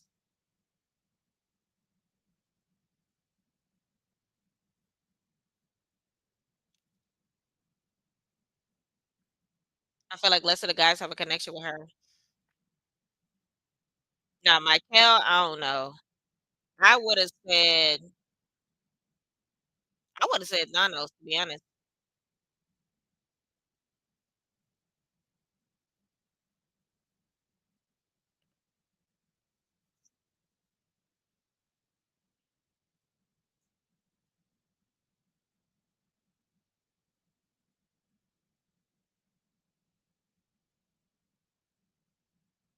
So now they're going back and forth. Desi is snappy a little bit because she mad because she did not want Mikhail to go home. Mikhail.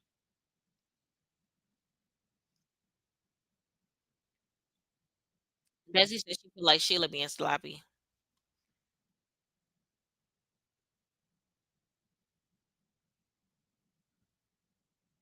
Ray said, "I don't know. I'm gonna think about it tonight."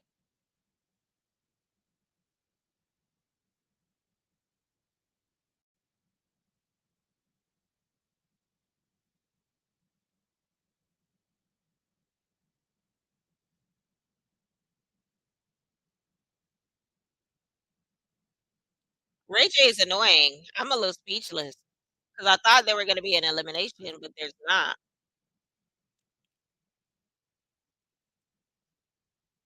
So the ladies are in the glam room. Kiara feels tension. Sheila said, "I was the spokesperson. I asked as a group. Nobody gave me an answer. Y'all made it against me after I said Mikael. Y'all should be working together. I ain't like it. Next time, someone else can be the spokesperson and see how y'all like that."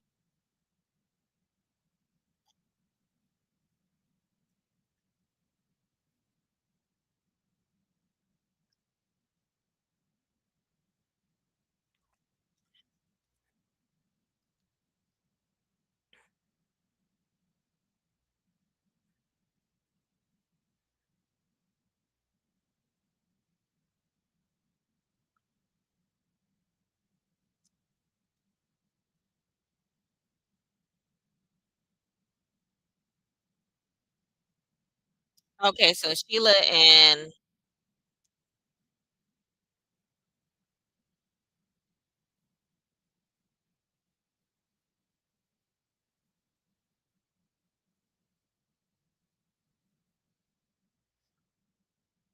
is not understanding what Desi is saying.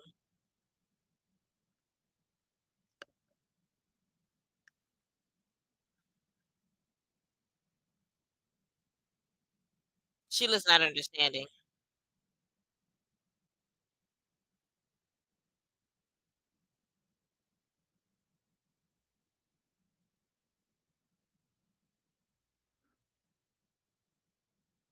Sheila was trying to figure out why nobody could give her an answer.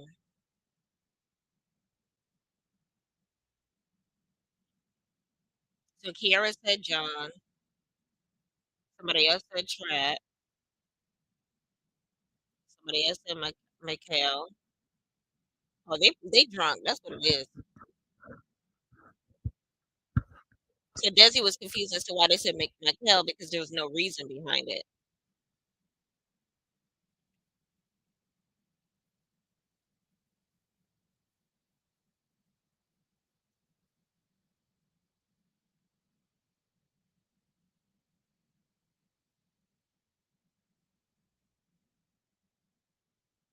So Sheila felt like nobody was backing her up.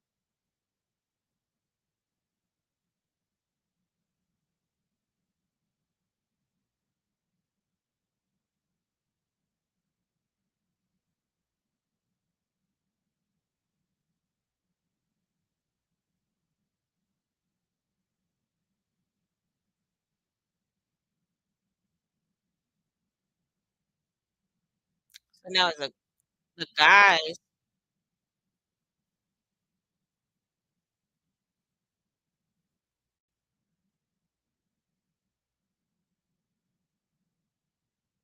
I'm screaming. The guys are talking about who look good as a couple,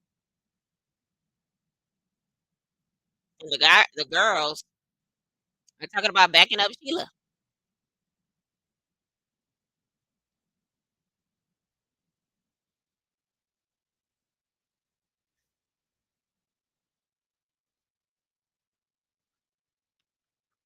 Desi said, "I'm never gonna back you up."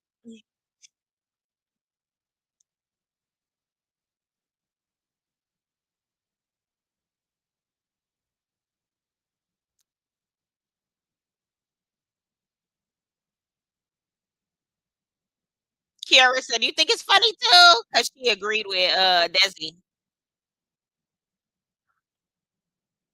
not Sheila standing up.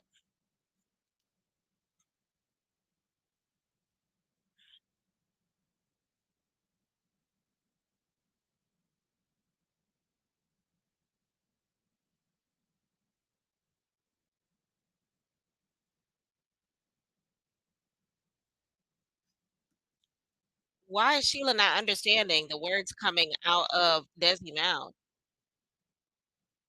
She said, "You made me look stupid."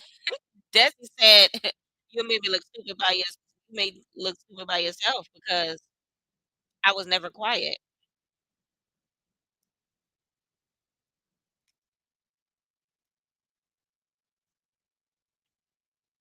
Chloe left. She said, "I'm done with that." Uh, Sheila called her delusional because you're telling me I wasn't speaking when I literally am the only one speaking. Oh, this is when Sheila tries to fight her.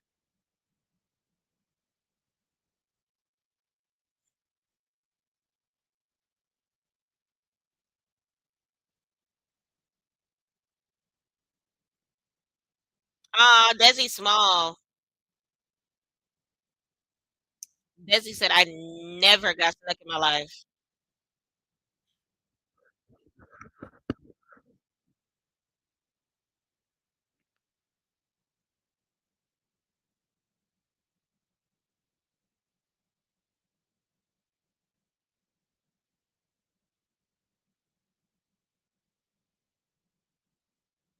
The guys came in.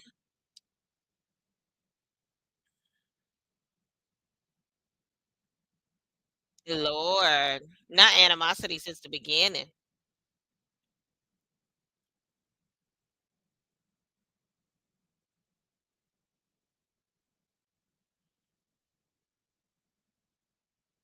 I like how Mikhail is able to calm Desi down. I love that. Mikhail is fine. I don't know. Desi, collect your man because everybody trying to see what's going on with Sheila, and Mikhail is the only one in your corner making sure that you're good. Get your man. Wrong one. Sorry. Get your man.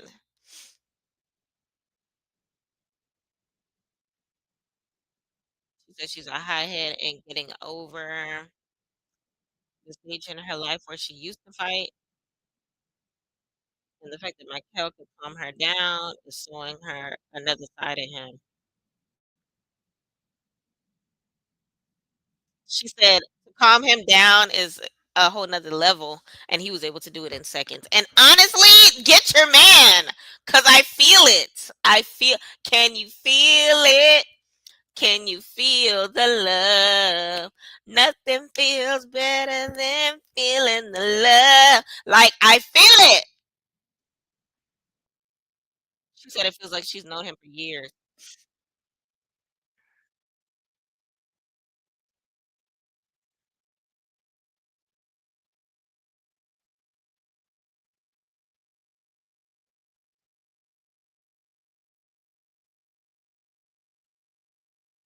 Sheila just kicked Thanos in the chest, trying to escape from John.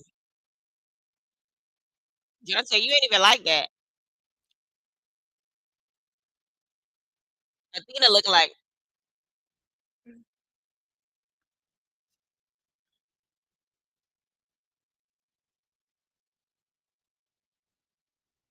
Sheila's still trying to talk to Desi, and it's like, girl, leave me alone.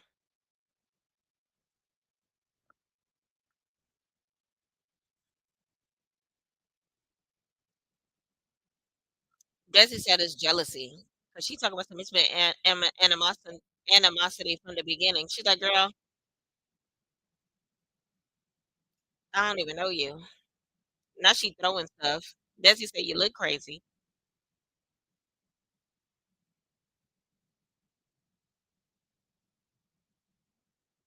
Sheila better stop before she gets sent out the house. Desi just twerking like, they sleeping in the same room though. How is this gonna go?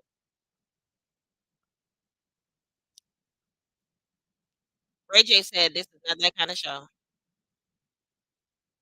Ray J said you're taking it there for no reason, fighting for nobody.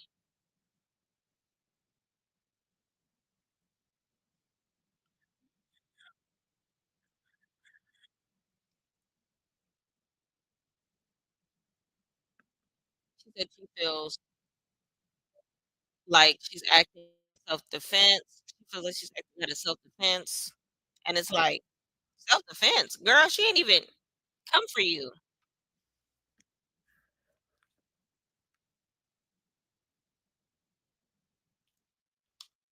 Ray J trying to figure out why they fighting. She was like, "We're not. We're after the same guy."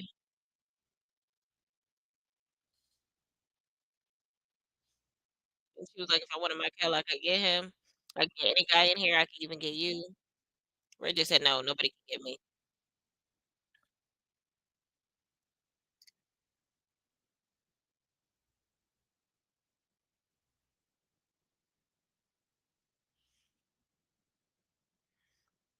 Desi said she talking in circles, not saying nothing. She said, "I kept telling her I'm on your side. I agree with you."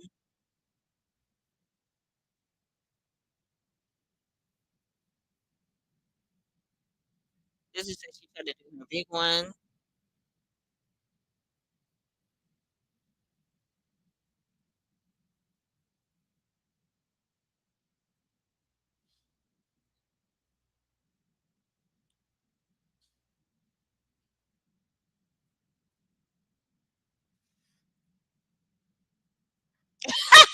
Desi said, "I have self control. I'm fine. But if somebody come at me, I'm busting my her face."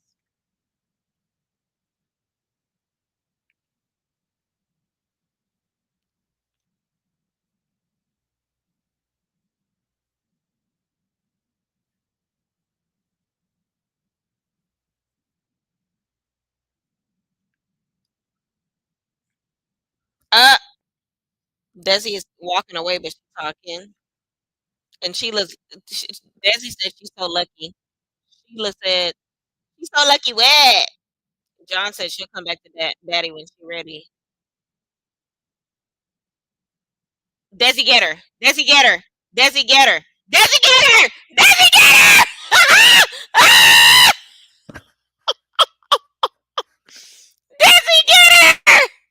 Because now you're trying it. Why are you following me into the kitchen? Grabbing objects, trying to swing at me. Not even strong enough to hold on to said object.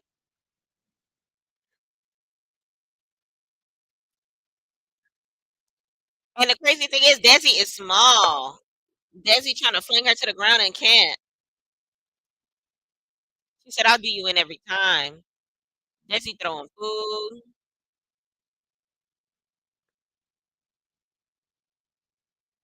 Sheila's trying to throw food.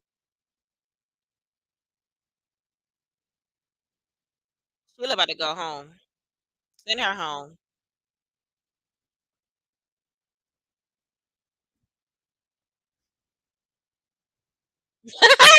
Mikhail said, "I was about to let you sneak you with a tree." A tree, a vanity, a flat iron, a plate of food. What else she done threw?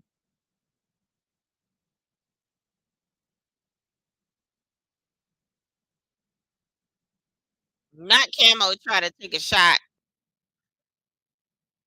Narrator said, "What do you think this is, baddies?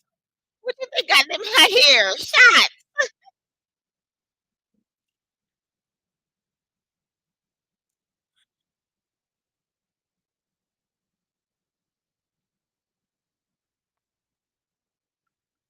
Ray J said, "Y'all gotta calm down and go to bed. I ain't trying to kick everybody out and start from scratch." Sheila said, "I'm promise. I'm not ain't nobody trying to fight." Ray J said, "I can't tell."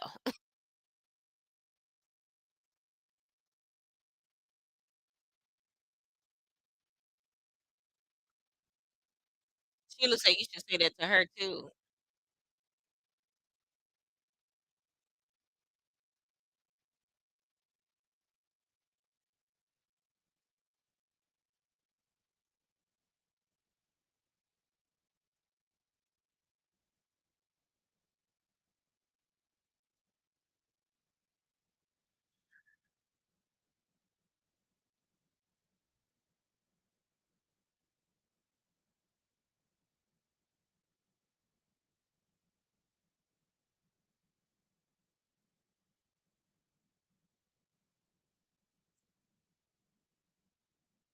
Lord.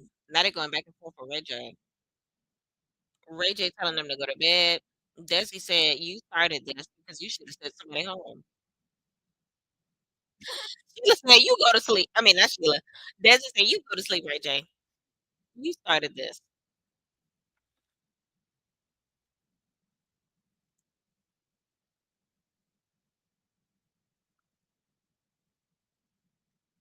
They're not trying to hear all that. And Sheila and Desi, child,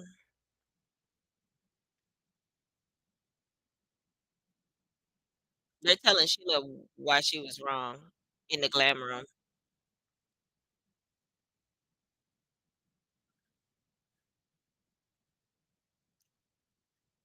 Athena said she was a stupid bee from the beginning, and she gave weird energy from the beginning. She said, "I can't believe I let a BBO bandit sneak me."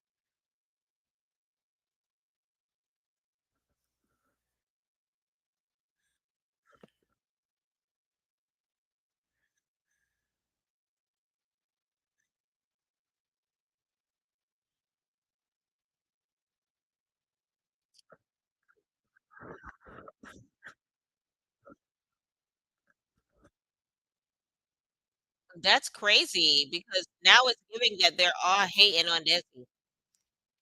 Because Athena, what problem do you have with Desi to say that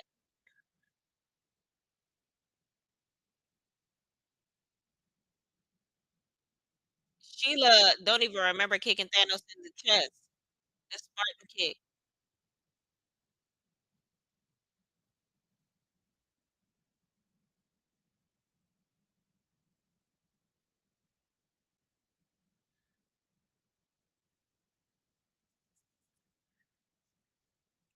Camo said, "You from New York, so nobody used to how you talk."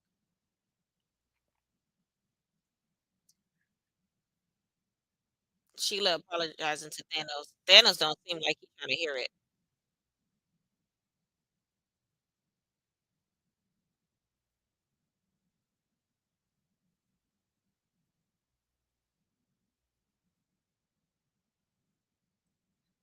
said, "I obviously didn't mean no harm. I was in the moment." She giving him a hug. I think he over it. Not salty Sheila. Not you gonna be tweaking again by the time you take some more shots.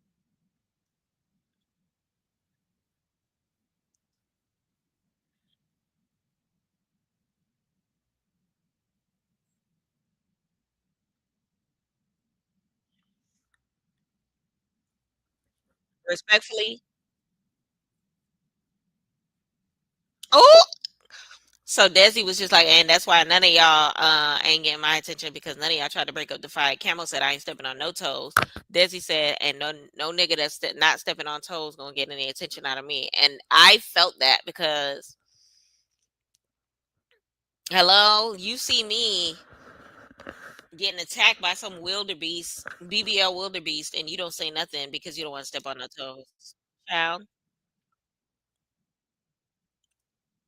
Mikhail said I'm stepping on all the toes with my Timbs.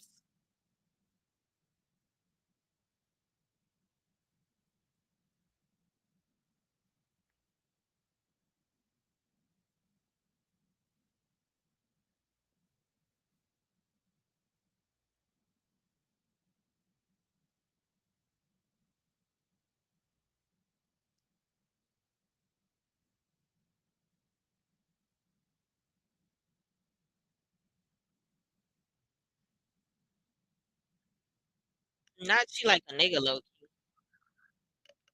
I don't think they've been seen a Brooklyn girl before. Talking about she like a nigga low key. She be talking shit, but she be joking. Not when women say shit like that with meaning. What Athena talking about? Athena inserting herself at this point.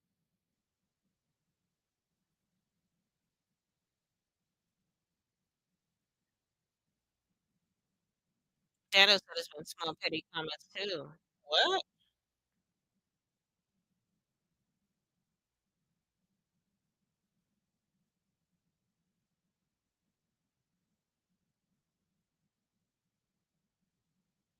They're telling Sheila she wrong for throwing food.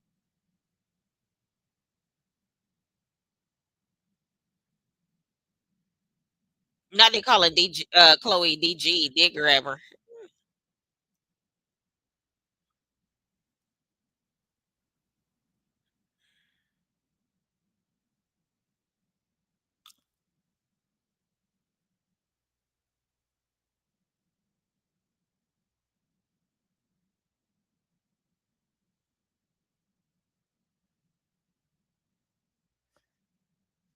Not Camo went to go try to be with Desi in the shower, talking about some that turn that fight and turn me on. And snuck in a kiss in the shower. My birthday was good, Jay. Thank you.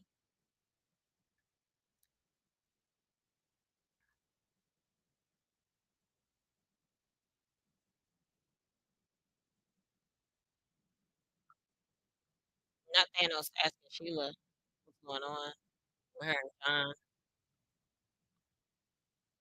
Ask him, ask her if she's with John.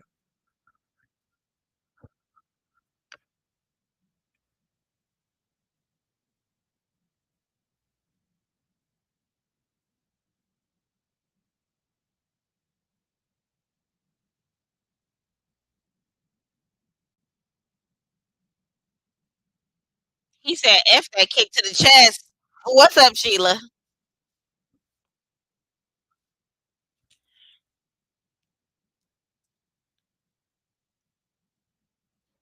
He want him some Sheila. He said it on the first episode too.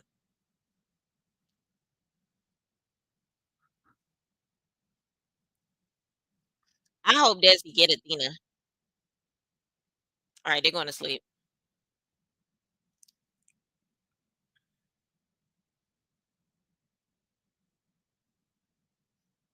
Okay, so that's Camo and that's Chloe. Camo sneaking out of bed to go do what? To grab a condom after you just kissed Desi?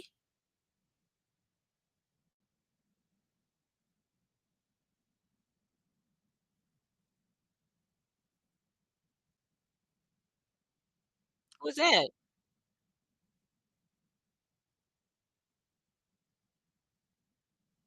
Okay, so some people fucking because condoms was taken out of the cookie jar.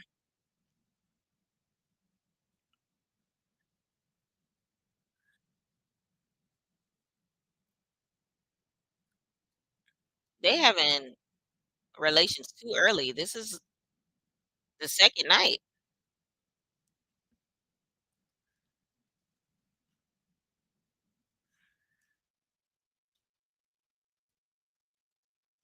Mm-mm.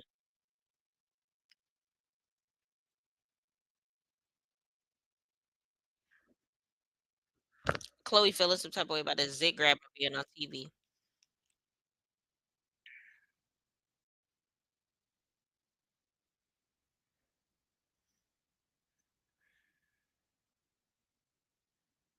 Oh, she telling Kiara that her and Camo smashed. Kiara said, "How was it?" Chloe said, "It's good."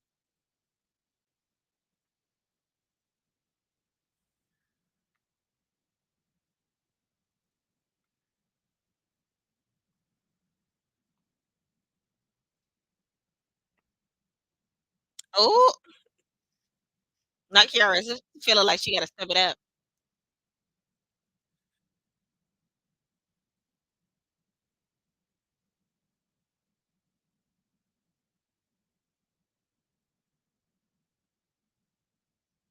Not Thanos showing Kiara how to dance. Not what Camo put in them grits. Camo on top of tables dancing. Nigga, you tall as hell to be on top of tables. All right, the girls getting glammed up.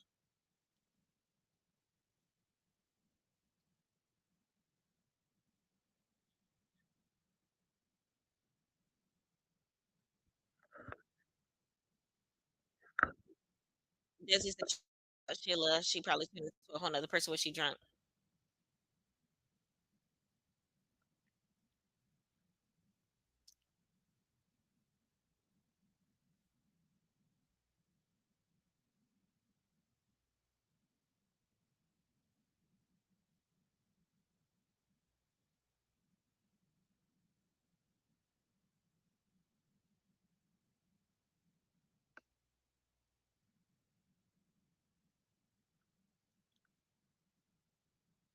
Athena smashed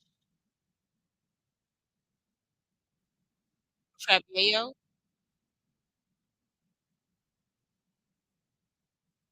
Athena and Trap smashed.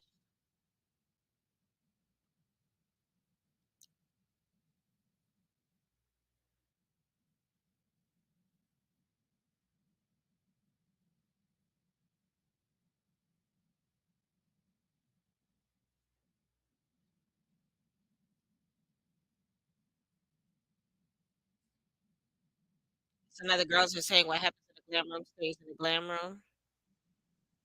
Not ain't nobody getting no pussy last night. The guys' room is different.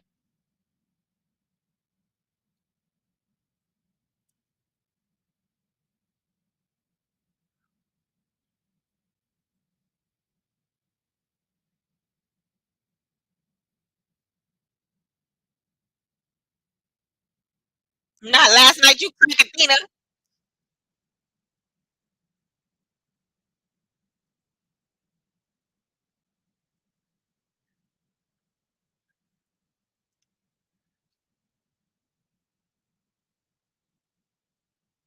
Not I love Calvin.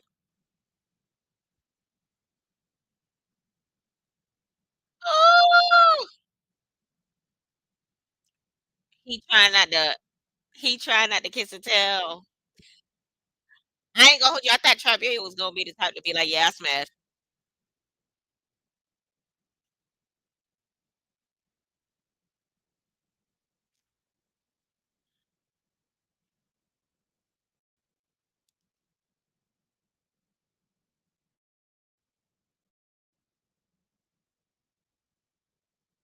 Mm.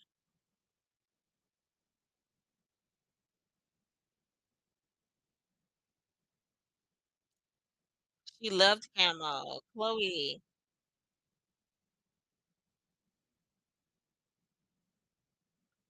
Chloe said that was her first time having grits this morning. Grits and sausage.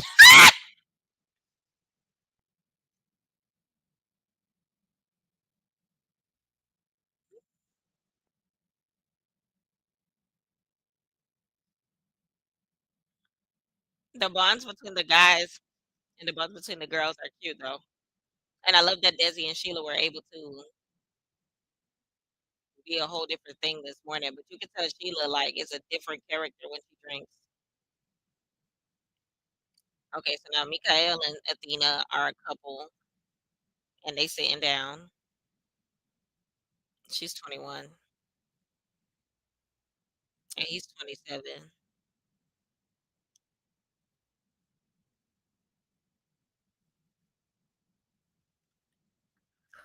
She's a women age faster as far as mentality vibes. Girl, you already F trap. Go get your man. I prefer Mikael with Desi.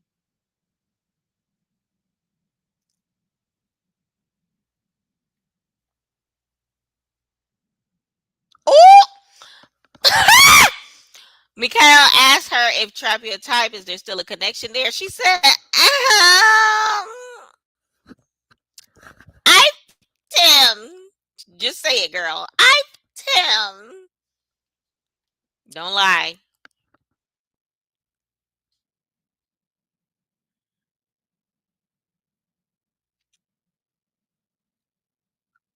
Lord.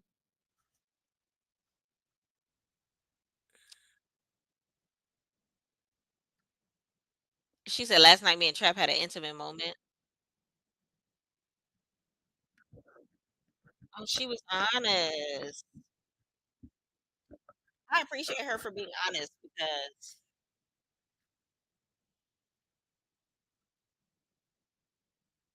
he said was it good at least?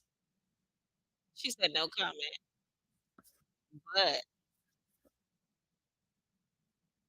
she wants to know where his mind is at right now. He said that's a lot with no judgment.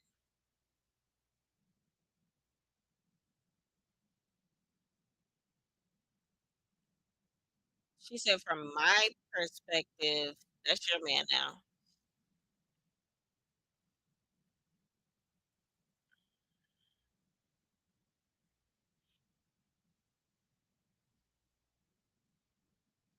She said she's still exploring, but I got my eyes on Trap.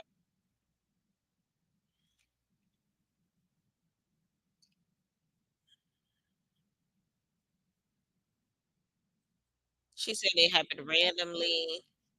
It wasn't like they were planning it, so she doesn't know how it's gonna affect her with the other guy.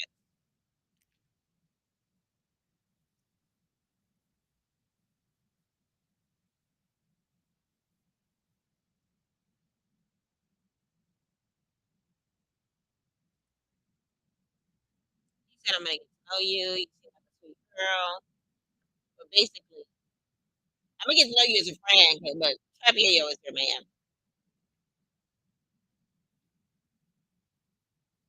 Not CDG, certified zit grabber, Chloe. Chloe and John sitting down.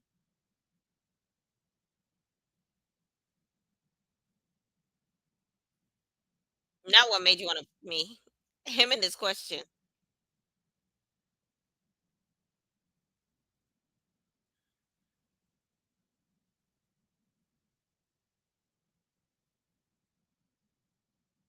Not he got a fake ass Giveon. What is Giveon? Not Frozone. Where's my Vegetail?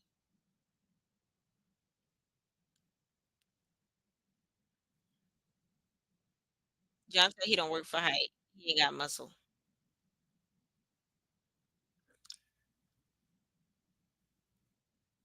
How John got that information out of her so quick? He said, "Was that you effing last night?" He said, "We weren't the only ones."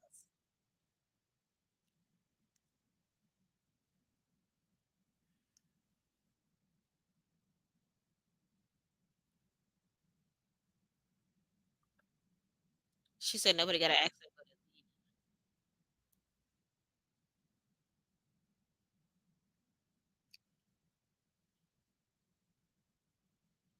Ah! John said he's excited for Chloe, getting busted out by Camo because if he would F her, then he would F him twice.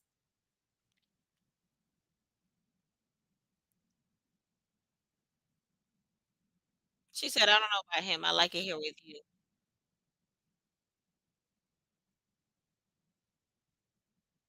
She said she was surprised that John didn't care.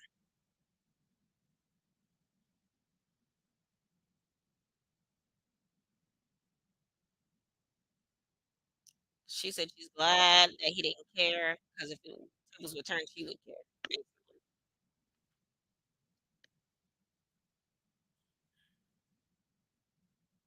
John and Chloe said they were ready for another challenge. Not when you do my laundry. They only got 2 days worth of clothes to wash.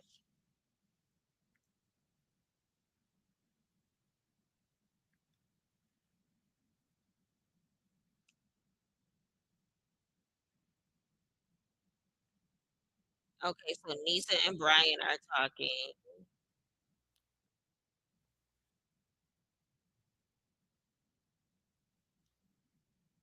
I'm gonna give them a couple names. Nian, Risa.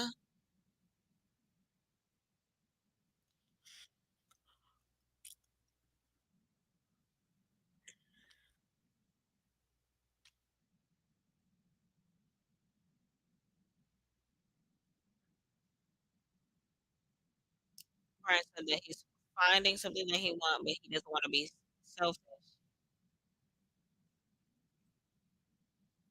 and take her away from her experience. If he asked her if he could choose anybody else, who? She said, "I'm so into you." Everybody else, I feel like it's so bro-ish.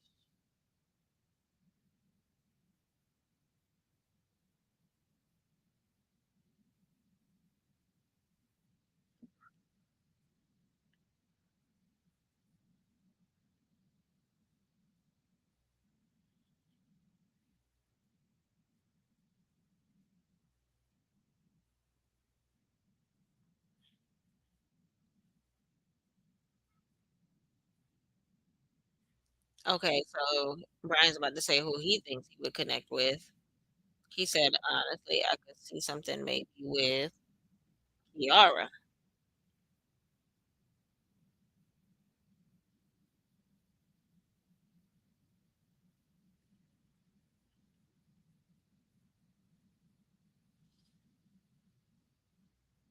Oh, he wanted to vote her off before, but he would like to explore that because of her personality.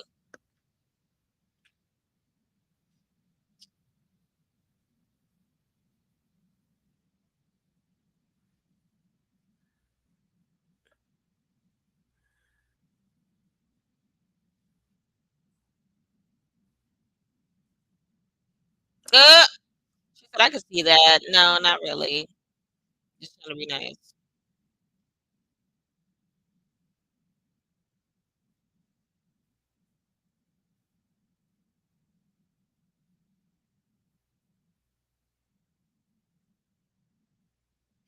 But she said that she's loving their vibe, but there's something off about him. And I wonder what her woman's intuition is telling her in regards to that. But we will see.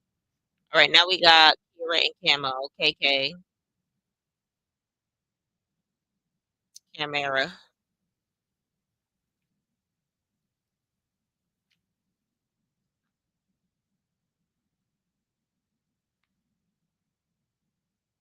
Chloe said Camo and Kira got the same personality, and it's crazy that Chloe said that after fucking him.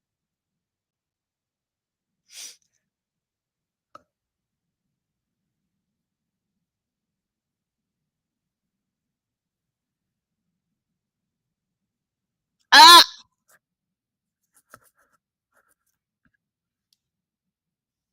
she's asking him about Chloe.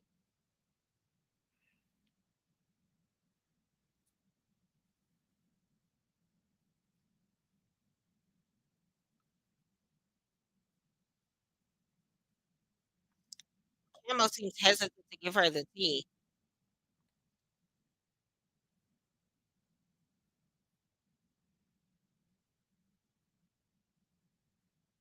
Kiara, don't be feel bad because your legs closed.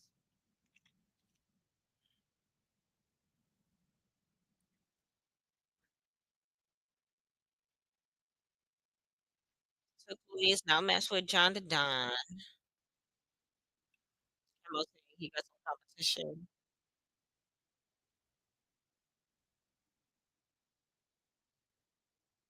Kiara said that she feels like him and her and Camo would be a strong match, but she don't know.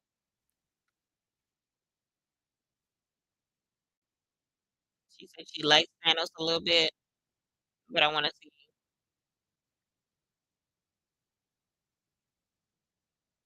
I don't see Camo and Kiara together, to be honest. And if Camo and Chloe already smashed, then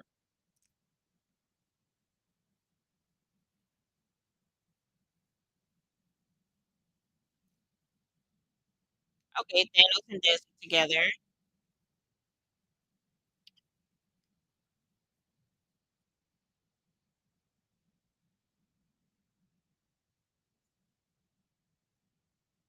Okay, so Thanos and Desi with the mini dates.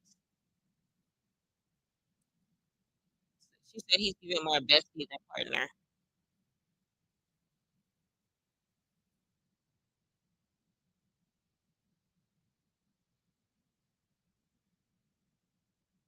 He's asking her how she feels like everything's going so far, especially because alcohol hyped everything up. Thanos is feeling Desi, but Desi not feeling Thanos.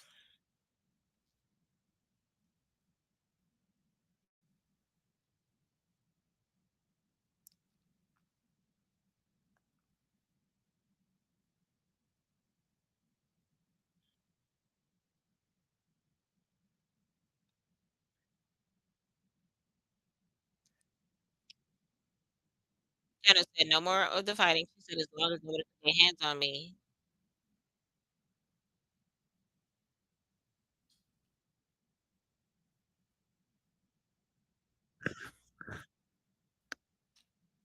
Nothing got a handshake.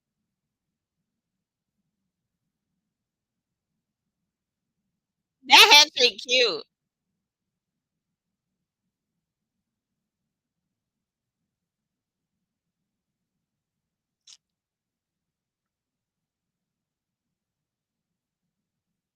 She said she can't tell if he's giving her bestie vibes or if she's interested. I think he's giving her bestie vibes because Michael off rip, she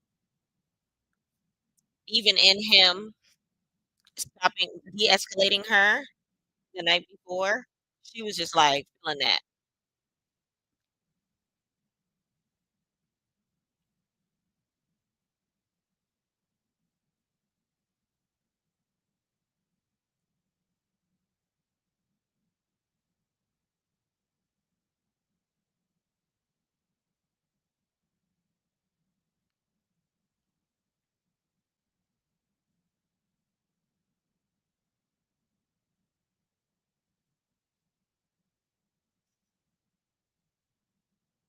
Bestie is interested. Not bestie, my ass.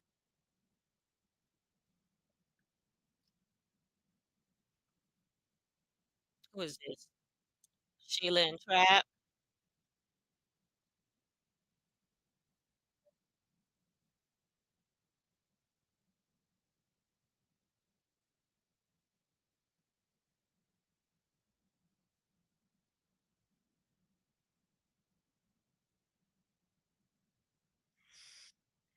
So Trap and Sheila. He asked her, "How do you feel about it?" She said she was hoping they would pair since the first night. He said, "I ain't yet." Now they finally kissed for the first time.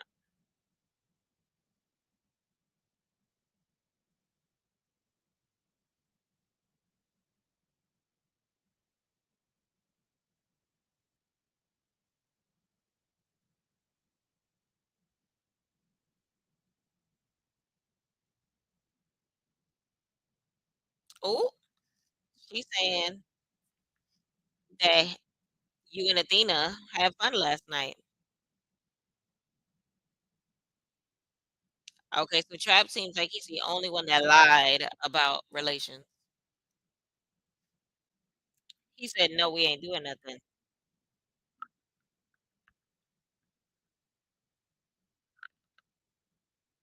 Not I was moving to look too hot and ready.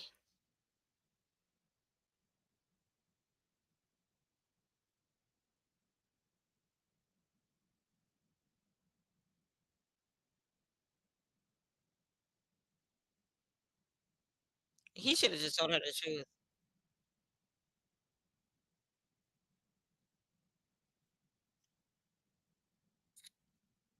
He asked her what other guys you feel like pursuing. Have you did anything with John?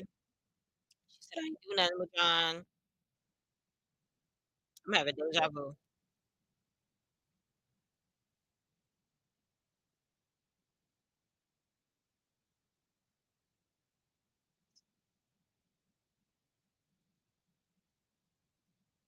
All right, so time for another challenge, it looks like.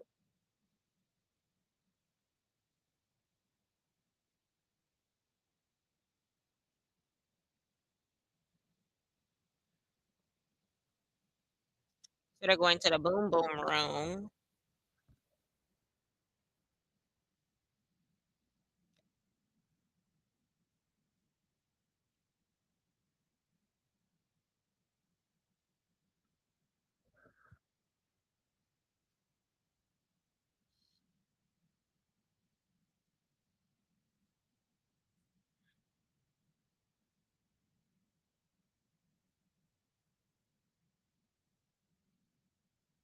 All right, so there's a massage table in the middle of the challenge room.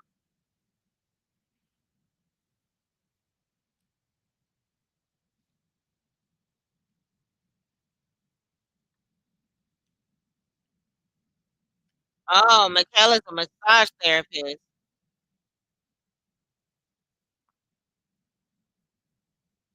Not ain't nobody asking your resume, but how much you charge. Yancy funny. Ray J just came out.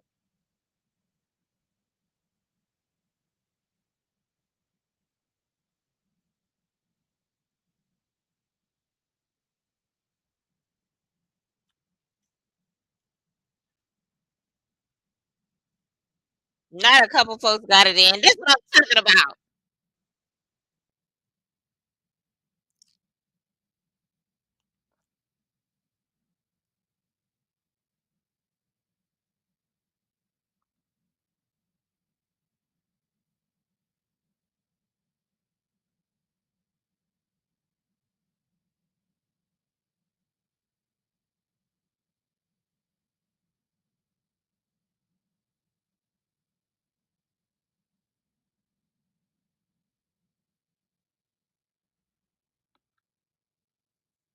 Okay. So you gotta get your guy on the table. Make sure they're aroused the right way. First lady who gets their man hard the fastest wins.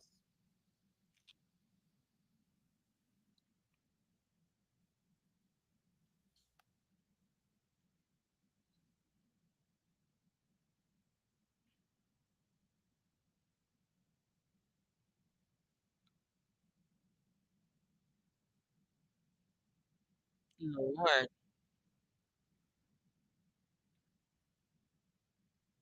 All right, so John and Chloe going first. Not this should be easy because I already plan on fucking her. Lord.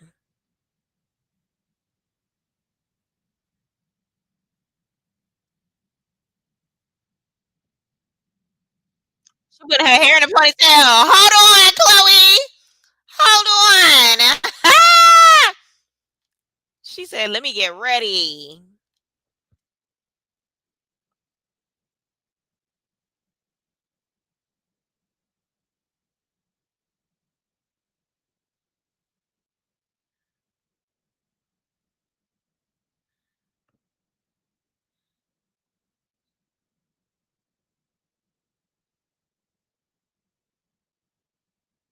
You got massage oil.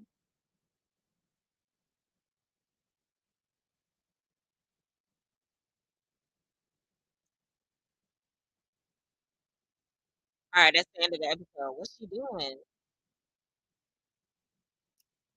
All right. So right now the couples are Michaela and Latina, Brian and Nisa, John and Donna and Chloe, Donald and Desi, Trapnillo and Sheila, Camo and Kiara. That is the new paired couples. Okay. Michaela and Athena are not gonna last. Brian and Nisa are meant to be. Brisa, Nin, John and Chloe. She already smashed Camo, and John don't care. Camo smashed Chloe, and Kiara don't seem to care. So I feel like those two couples are interchangeable.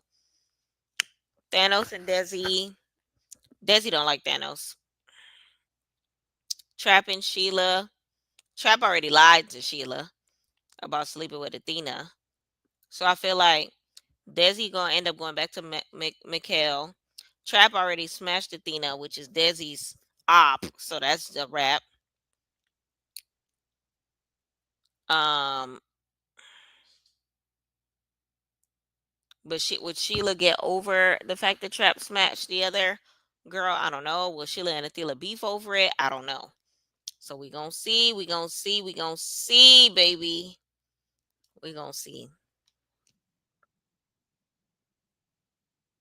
All right. So next time on,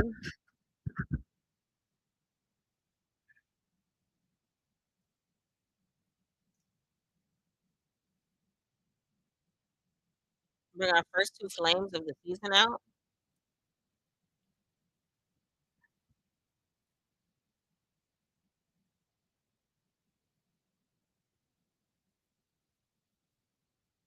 Oh, they added a girl and a guy.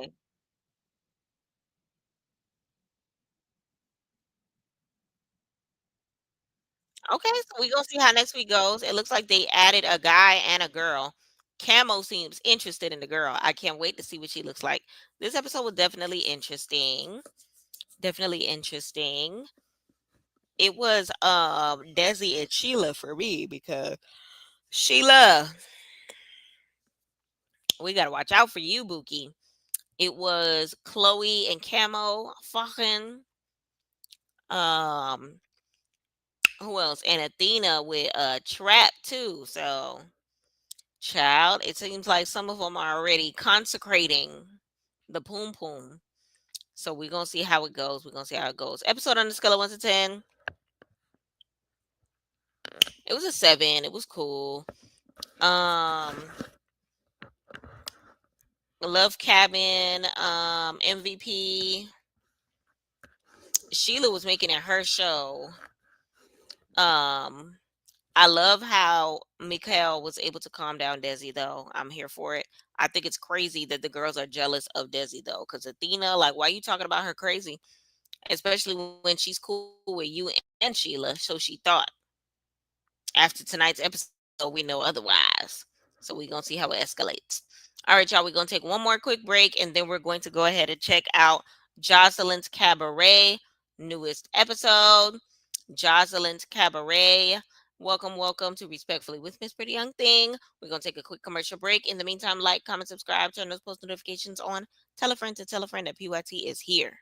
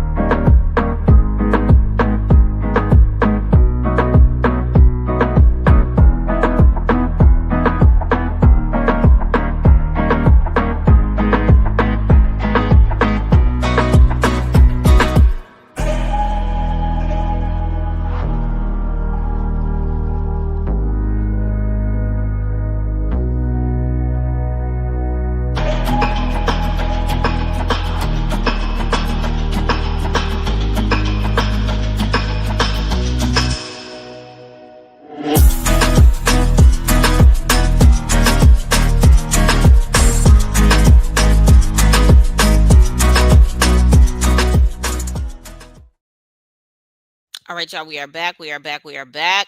It's time for us to go ahead and check out to see what the Puerto Rican princess is up to.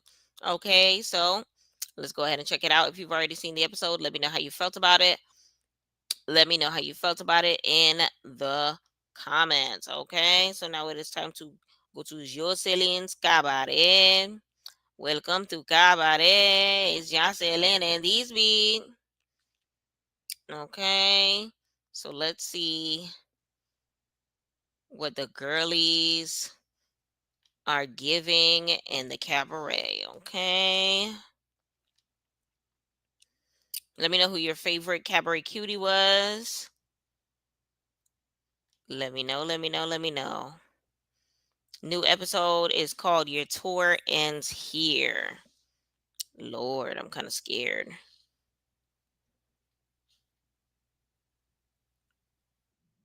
49 minutes long.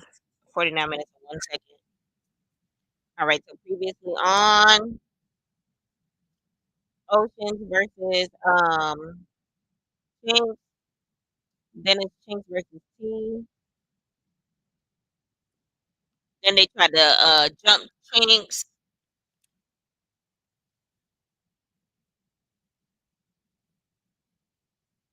I'm still confused at that because what's her name looked like she was trying to jump. I can't tell if she was trying to have Chinks back or if she was trying to jump Chinks.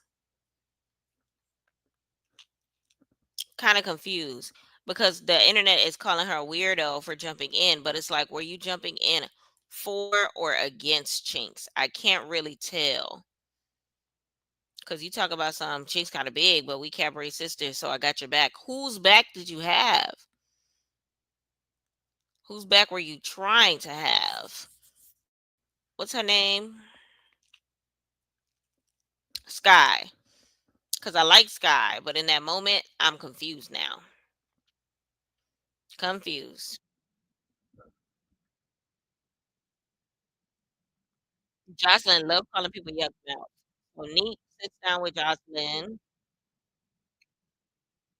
You remind me of my mom. Neat trying to start all over. I'm not going to argue. Jocelyn takes Chink at the cabaret.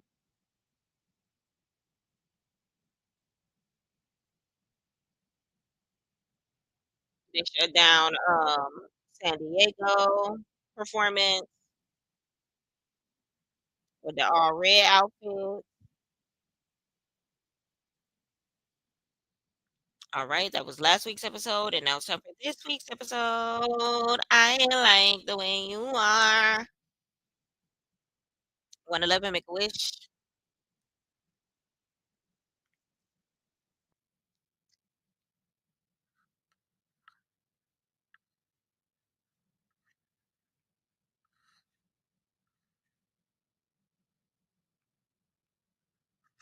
Desi was the MVP of this music video, for real, for real.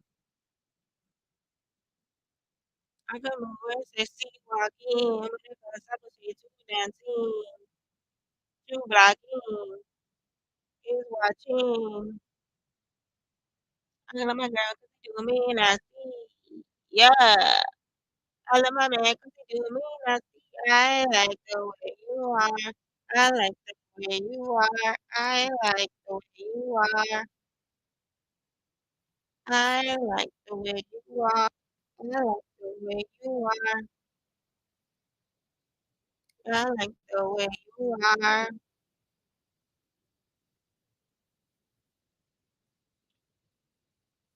They try to try. They try to try. That's my part.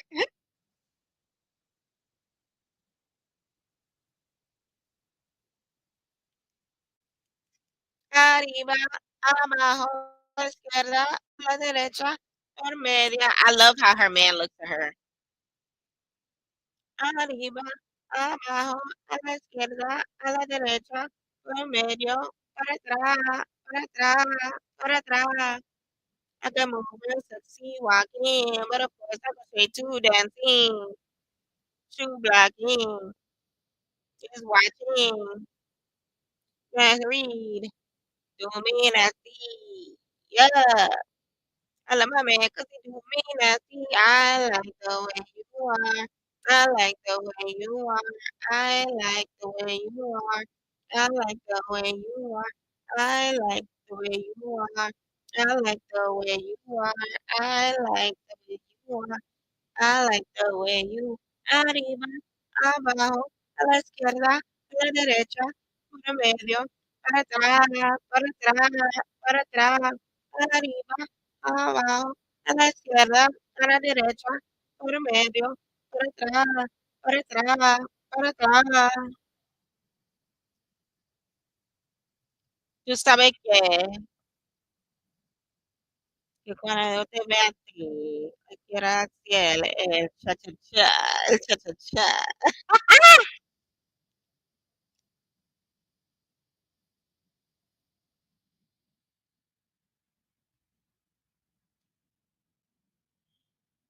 Yeah, straight in your jugular. I'm going hard, I'm going deep, going straight in your jugular. I'm going hard, I'm going deep, going straight in your jugular.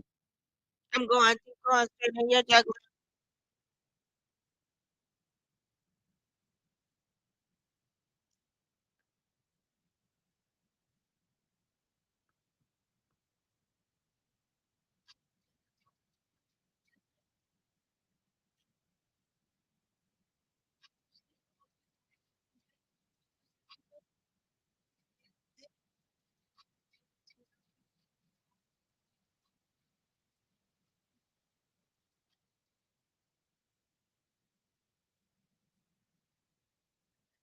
Oh, Jocelyn cute in this intro.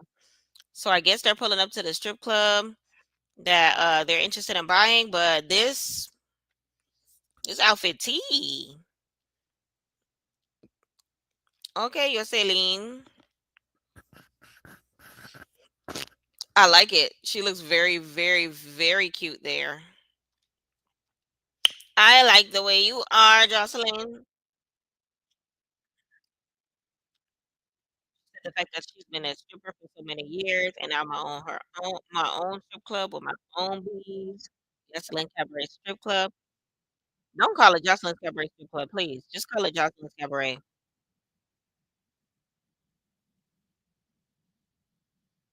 Said Jocelyn's Cabaret needs a home, and hopefully it's here.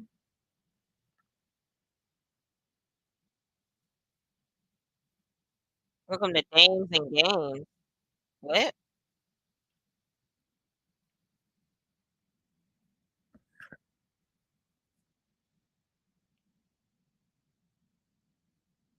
He said they have a full bar, full kitchen, sports bar.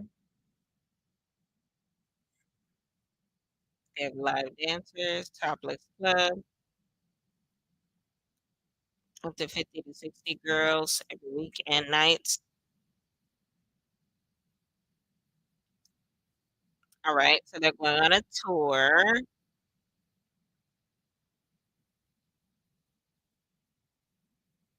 Definitely a nice venue. Definitely would need to change the colors.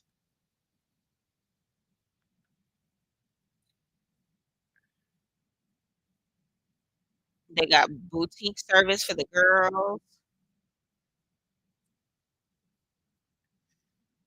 slash break room.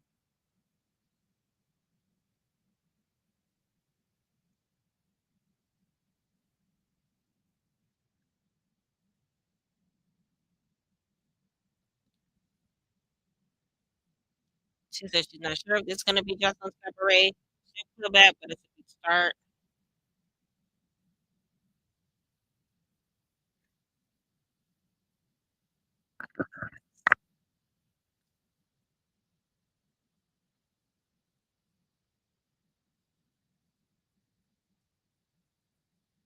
I like this venue.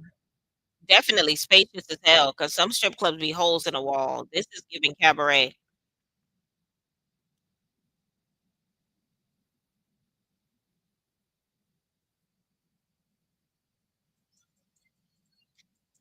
And even with renovation, she make her money back quick.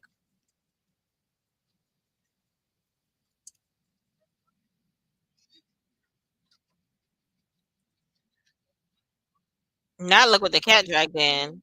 So Egypt and Neek meeting with Ricardo. Oh, Neek wanna come back.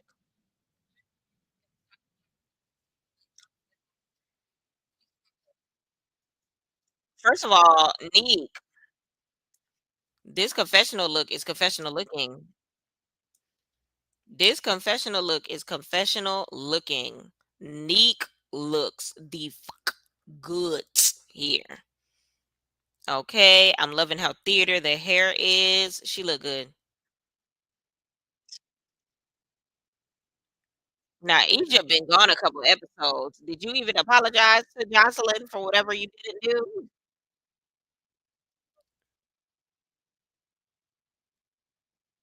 Ooh, not last time I seen you, you stormed out. And last time I seen you, you got caught up in your feelings. Ricardo said, I know I root for y'all because y'all work hard, but what are we doing? What's going on? Egypt said her main goal is to stay. I belong here, hoping that Ricardo gonna have her back as far as coming back. Okay, Miss Poison Ivy, I see you. She look cute with this red hair though.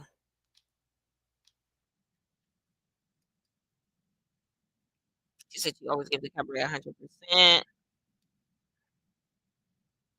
she knows Ricardo would appreciate it.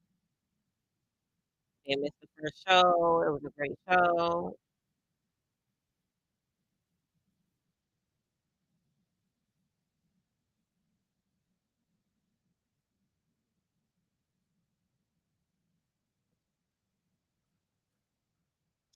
Ricardo said, I'm fine with them being in it, but he on Jocelyn's type of time.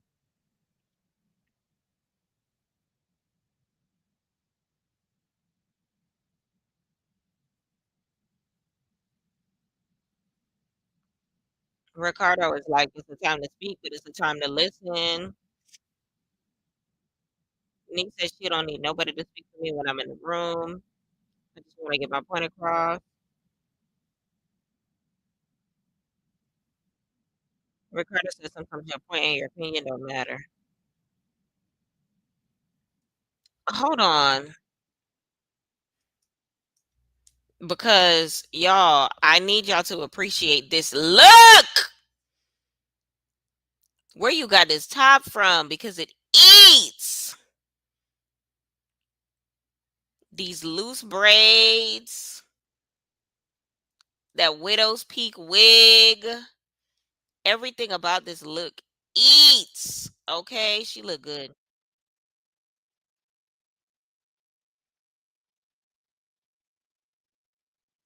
She said when you attacking me and coming at my neck, I'm gonna bark back.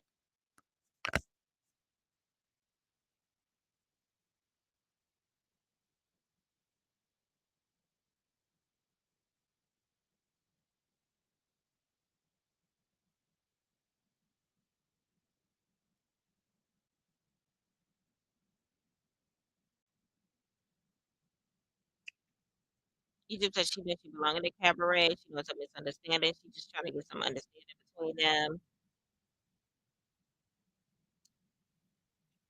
Ricardo said he gonna talk to Jocelyn and we're gonna figure it out.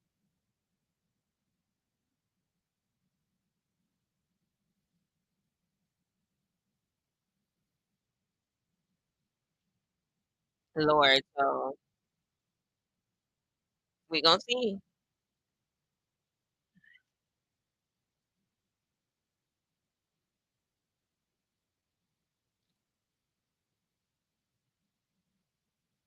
The sixth compound. What is this? Okay, so this is a rehearsal studio.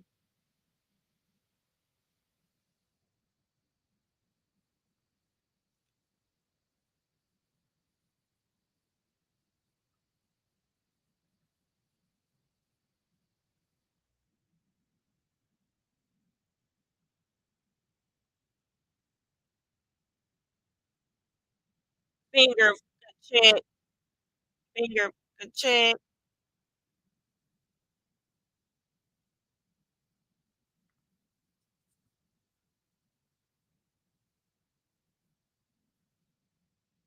G baby so pretty to me.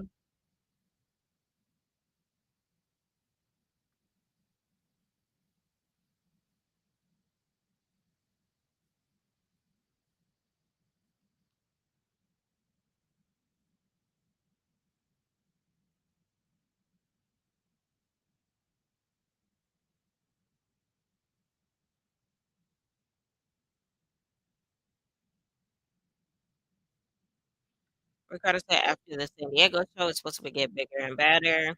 The show has to be on point. Time to practice. Dámelo, dámelo, dámelo.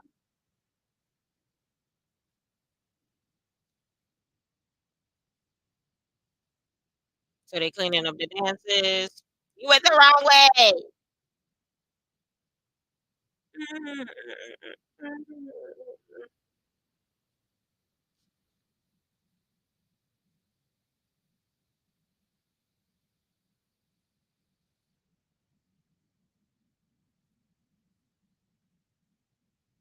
Okay, so this is when Desi and Kanaya are going back and forth because Desi feel like Kanaya is where she's supposed to be at.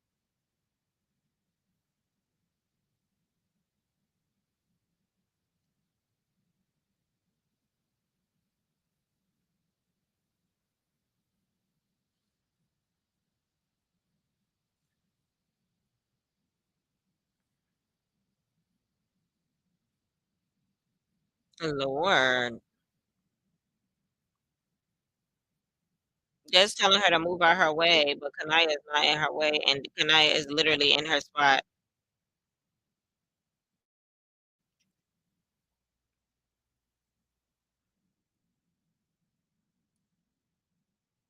I love how Kanaya is just that girl. She's just like, "You're not gonna touch me. I'm not moving." All right, we're taking a break.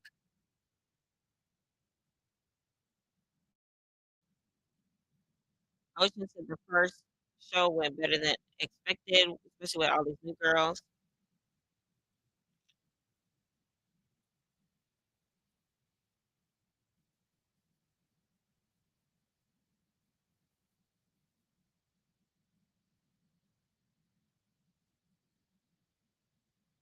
G Baby said that she felt like after the first week it chilled out, she was able to get to know them.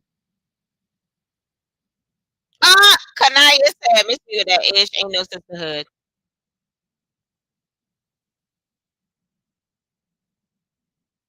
Oh, Kanaya was laughing, and Erica said, why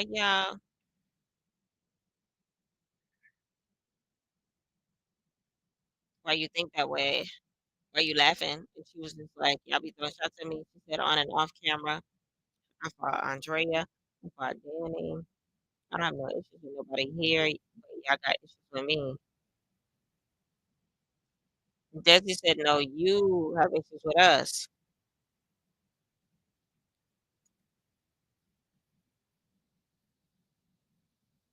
She said, Desi said, "When we're not around, you got a lot to say."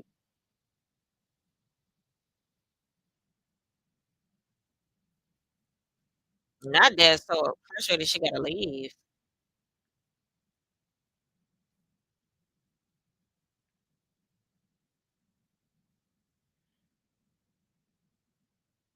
What? Kanaya said, "I personally don't like me, and that's cool."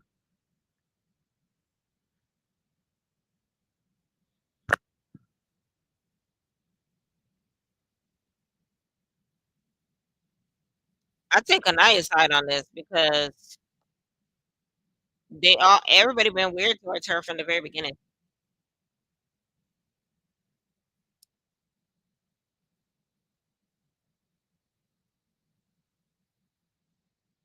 Des doing the most. Des, ooh, Des threw something at her. Oh, she was about to go to Des, but Erica jumped in, and now they trying to jump Kanaya.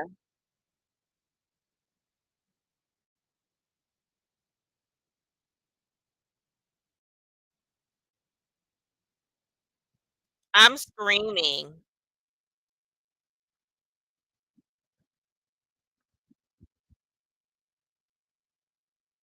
So Kanaya was about to do her in, but Erica definitely made sure that she come in for her girl. So you're not gonna touch my bitch.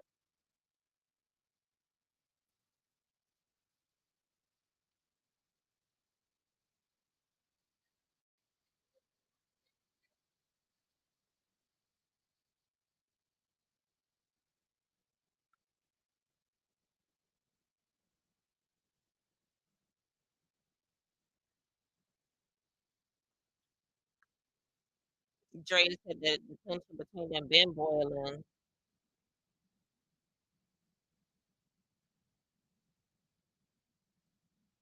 Oh, Kanaya got her face right.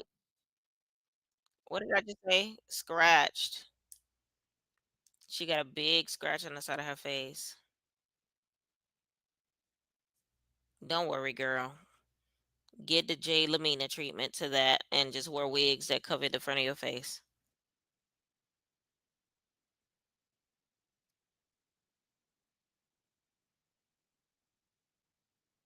Let's talk about something nobody scratched you. Girl, yes, there is.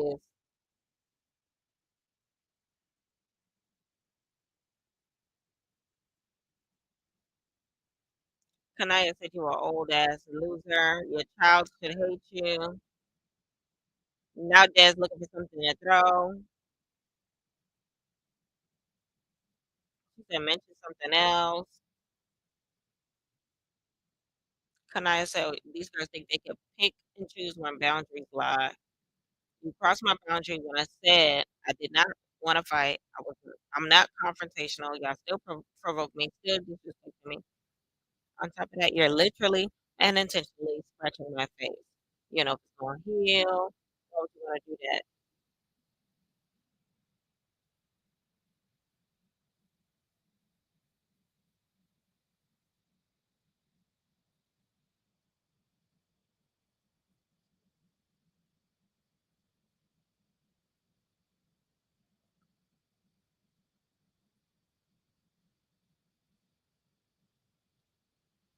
Kanaya mad because nobody helped her.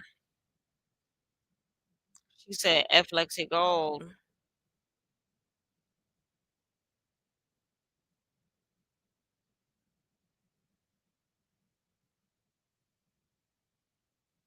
I need to go back. Did anybody try to help Kanaya though?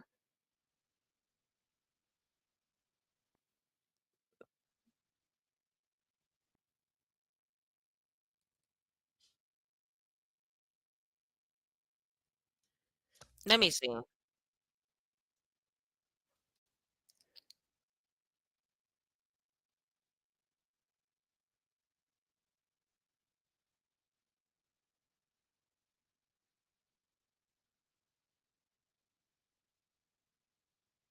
Actually, Lexi Gold was trying to help. But of course she won't see that until the episode airs.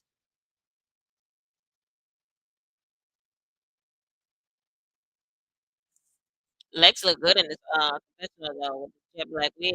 He look a good bust now.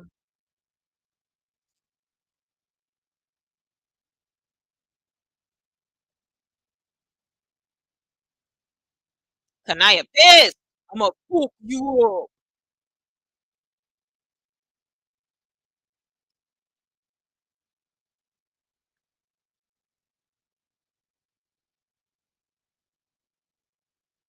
Drea, shut up. Talk about some fermenting in your kid, mad out of line.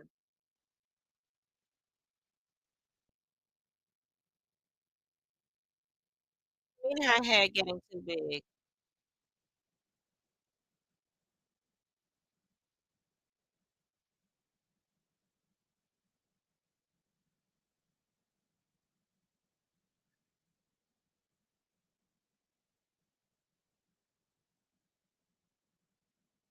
Lord, now they putting a fat ass band-aid on her cheek. Lord. Damn edges.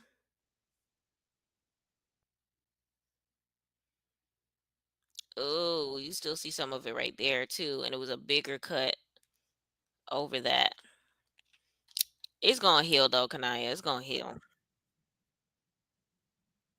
So Ricardo ready to run shit over. Y'all out here jumping. What are we doing here? He said, I don't know what y'all need to do, whether or not you need to get some fresh air, woosah, whatever. Let's do it.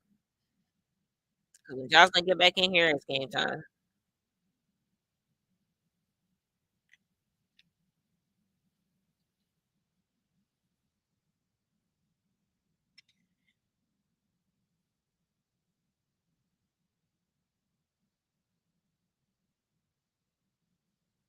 I ain't never been up. I ain't never made up. That don't want up me. I don't wanna wait up. I ain't never been up. I ain't never made up. That don't want up me. That's my song.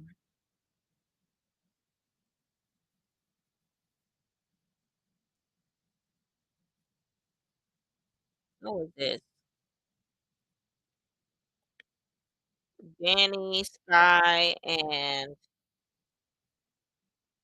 um T Love.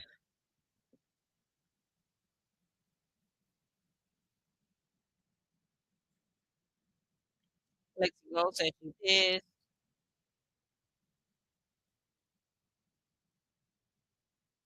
Sky look good in this confessional. Ooh.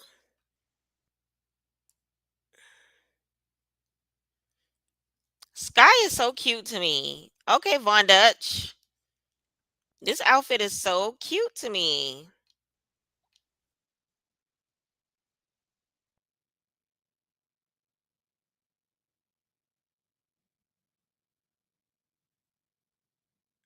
Lexi said it's too nobody being real. It's too much catty shit.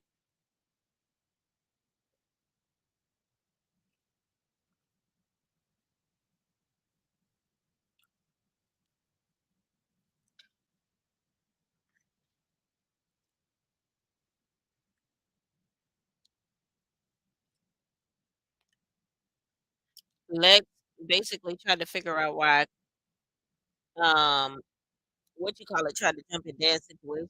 Her girlfriend, Erica.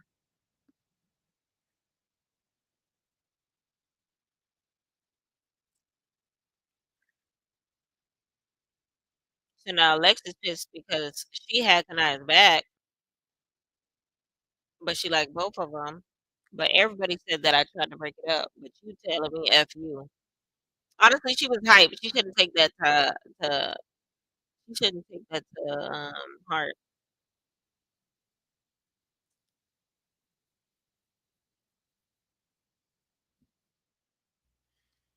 Danny over here talking about how she finds it pathetic, weak, and disgusting that Des and Erica are jumping, but you and Voodoo, then how you saying that's the pot calling the kettle black when you are literally it's pot meets kettle at this point in time because what you and Drea, Danny, what you and Drea be doing? Huh? Huh?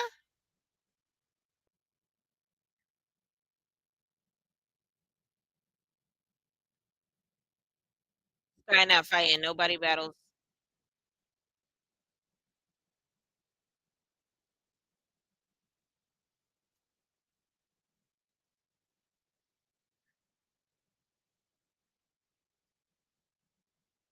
Kanaya was pissed.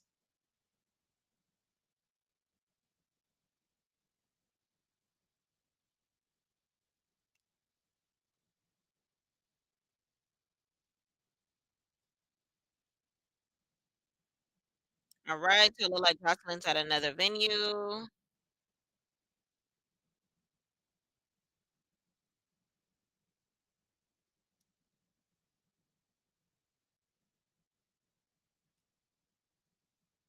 That one's cute.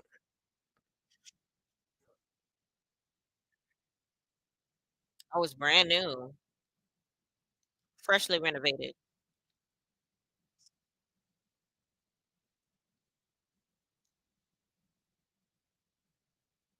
This one is nice.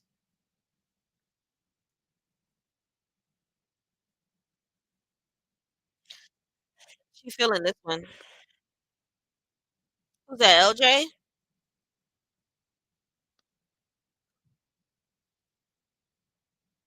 Ooh, no, I like this one.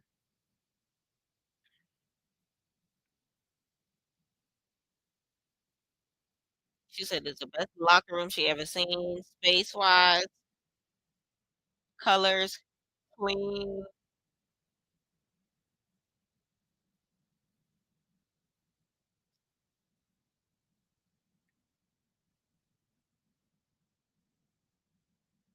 Jocelyn said you can eat off the floor.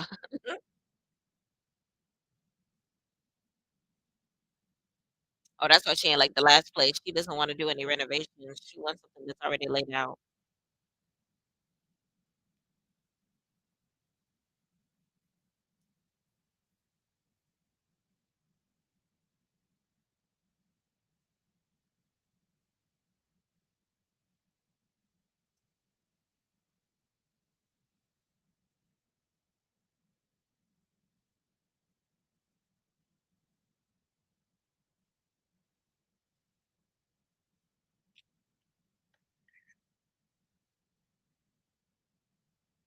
She said she going with the club that works best for the business.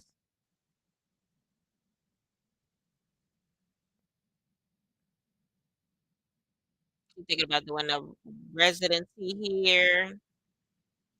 It's called the Players Club, aka Joseline's Cabaret. I like this venue.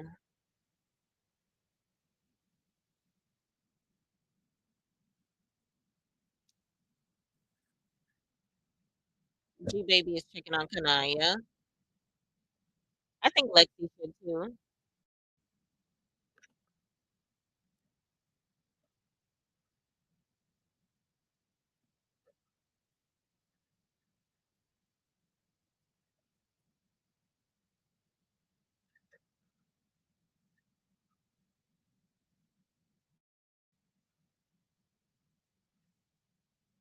Not Botch Barbie and Drunken Barbie.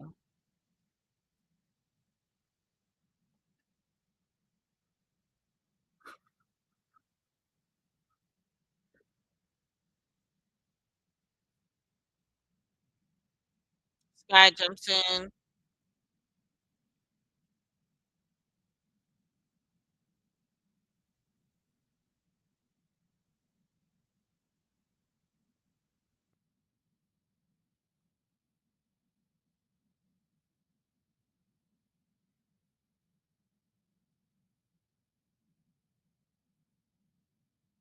Oh, that was Des that did that. Des said she said Des came over security to claw her face. I'm glad Sky said that. Let's check both of them, and she stepped in.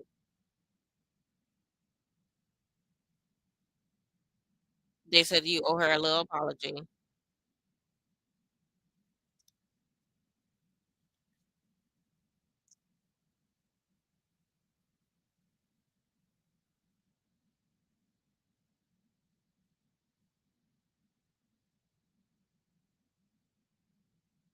They said you gotta go toe and toe again because you brought up her kid.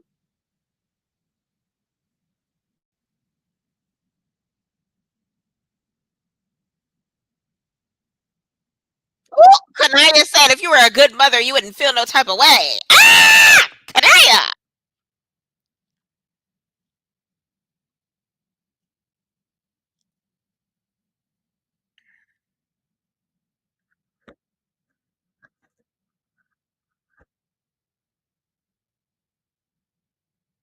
Oh, you got a child that was 18 years old.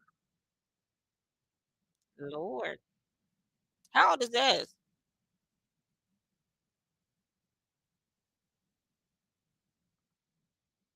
Oh, Kanaya must not have no kids.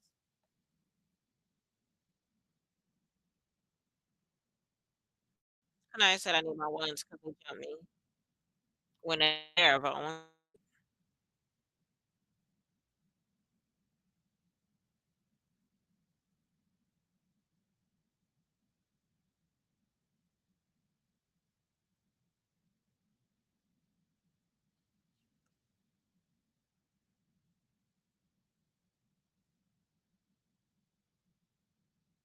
Lord. All right, so they're going to practice, and Kanaya needs a moment. I'm glad they set up for Lexico, though. For real, for real.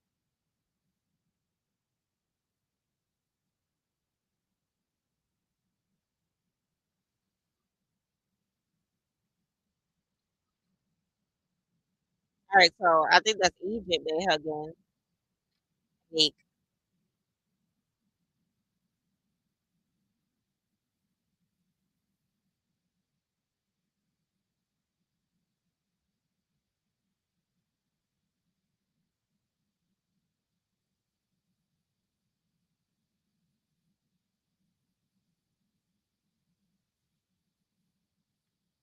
I love this look on me.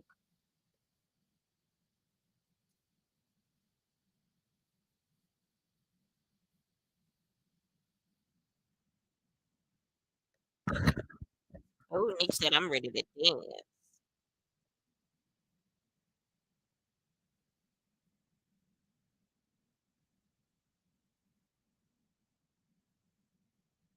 Not them 2 fucking eyes today, and they said, "Who?"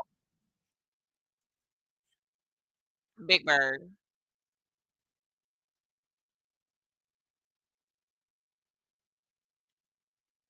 No, them 2 jump Kanaya.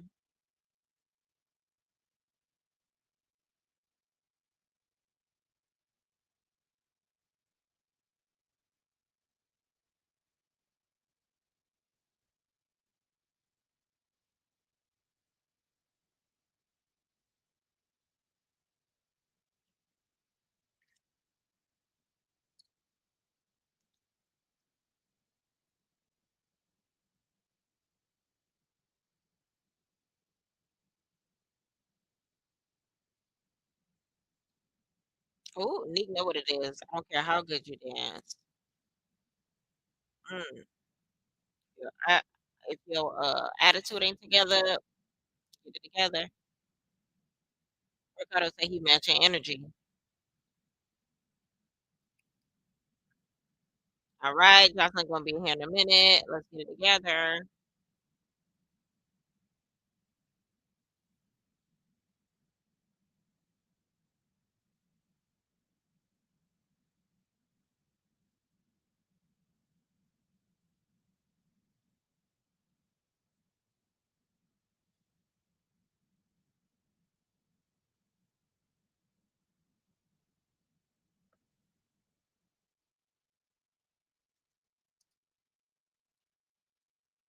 Ah, Chinks!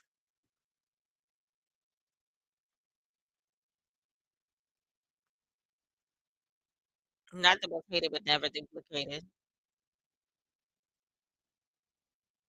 Okay, maybe Chinks is coming back.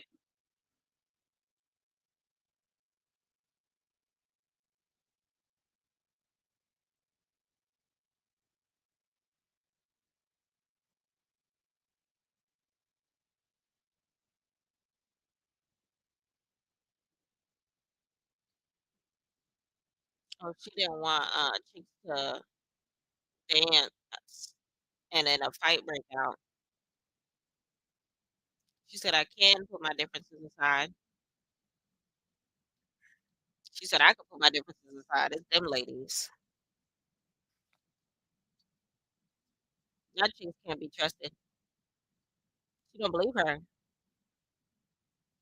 She said she thinks she's a sweet girl, but people think that she with the BS, and I believe that too.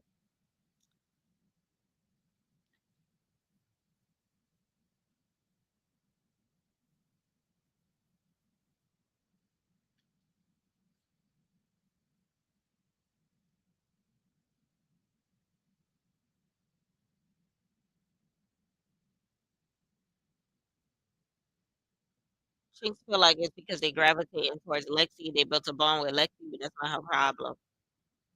I like Chinks, and I like Lexi.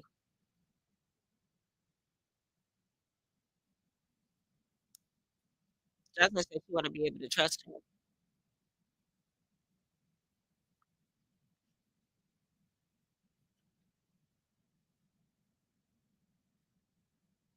We never had a fight during touring. We don't want to start doing that. And she said, you ain't got to worry about that. Promise.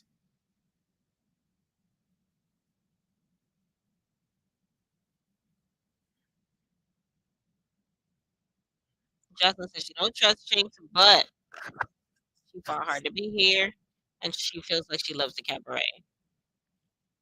Not the good, holy woman in me.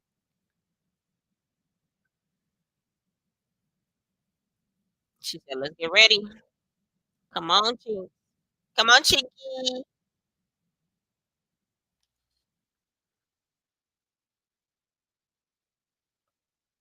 Ooh, she walking in with Chinks.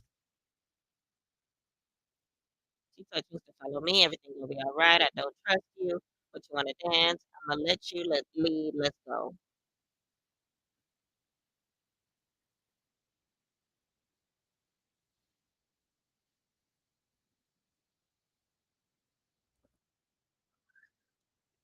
Not Oceans with the blue wig.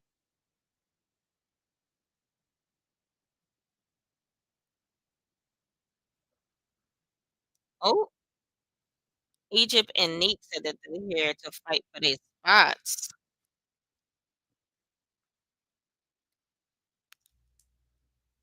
You worried about chinks? I'm trying to figure out what the hell is going on with this wig. Oh no, I don't like it. Oceans is one of those people you need to just wear your hair. That's it. So Egypt and Nick fighting for their spots too with Jinx. Ricardo said they showed up and had a conversation and was actually in good spirit, but they're here and they got a new attitude apparently.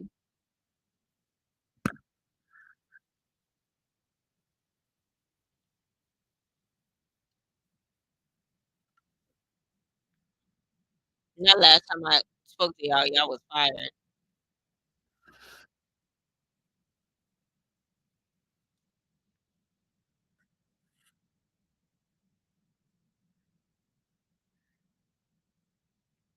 Jocelyn said she felt like Nick be trying to overshadow her peers. To my energy I put for you, I felt like I just been played with you out of everybody here with you. You know what I'm talking about. You know what I'm talking about, right? You be at the BS. You know what you be with that BS. Nick said, okay, you got it.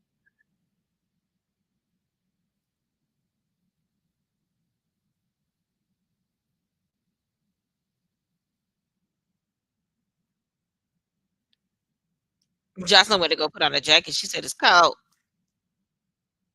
And then you, Egypt, you a big ass bitch.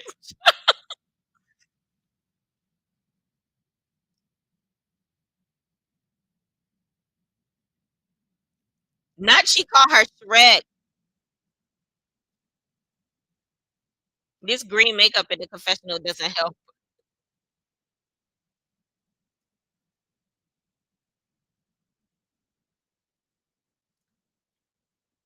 She went out the door saying she wanted to fire her.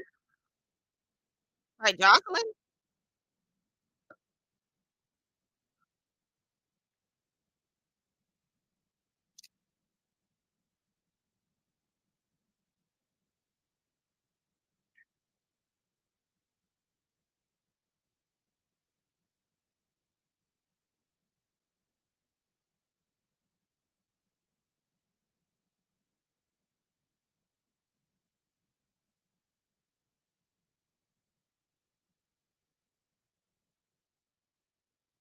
Oh, she said she feel like Egypt need to go to UFC. Cabaret's not the best place for her. She's trying to figure out why Kanaya got a band-aid. They said she got jumped. The girlfriend had a meeting today.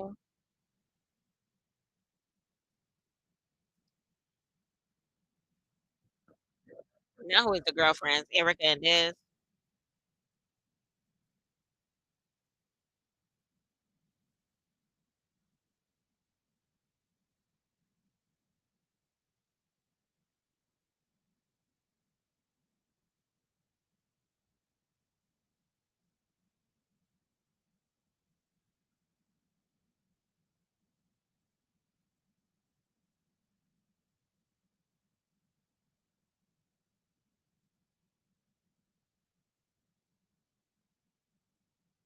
So Kanaya, hold on.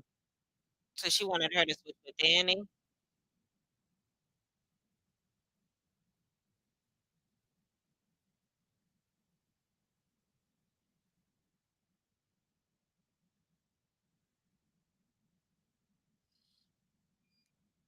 She said no twice.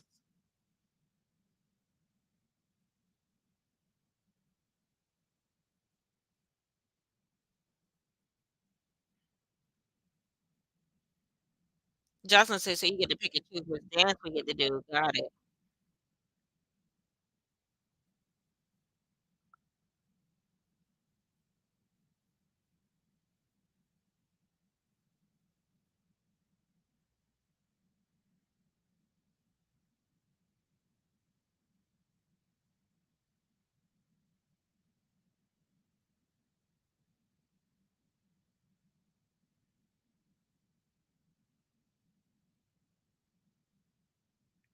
Ooh, Kanaya said the mother thing to them, like throwing the kids in the face or whatever, based on something Jocelyn told her. Ooh, Kanaya.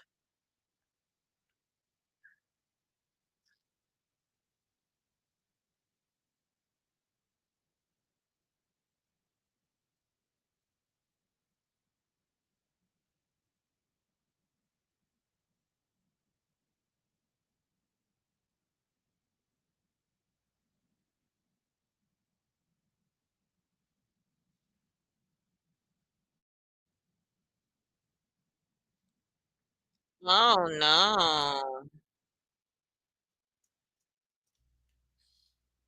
This facial expression is how I feel about this wig.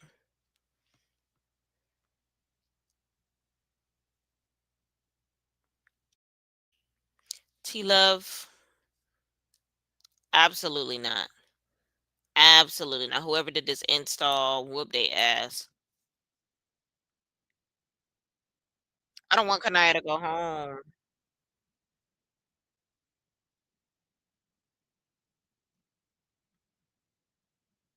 Okay, so Jocelyn said she needs to remove 2 ladies. They have 16. No, they have 14 ladies. Gotta turn it into 12.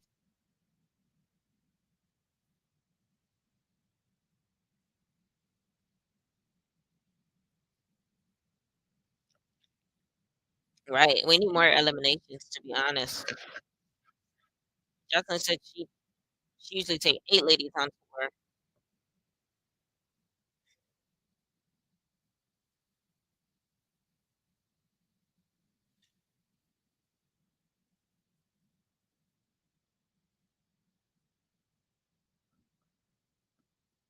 So who Jocelyn wanna get rid of and who Ricardo wants to get rid of is 2 different. But Ricardo is thinking about performance and dancing, and I feel like Jocelyn is thinking about vibe and who she like.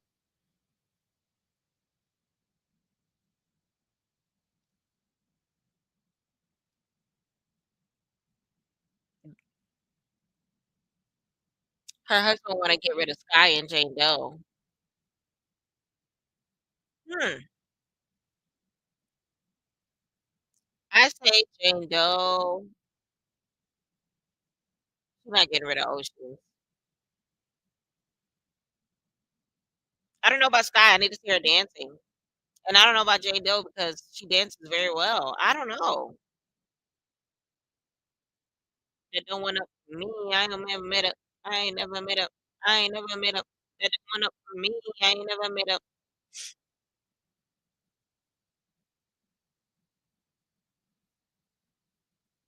Alright, so they lighting up.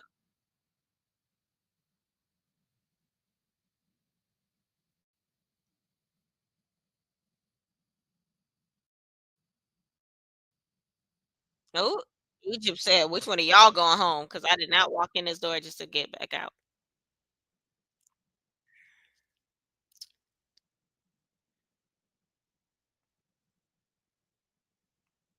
Can they dance first and then get sent home? Like, can I Lord,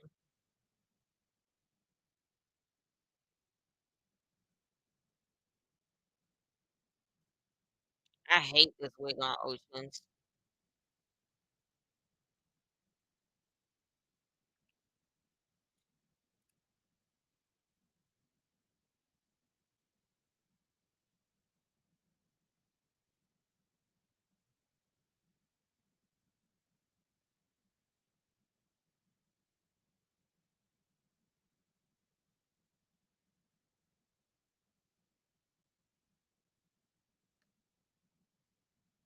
Ooh, not Kanaya and Neek dance battle. Ooh!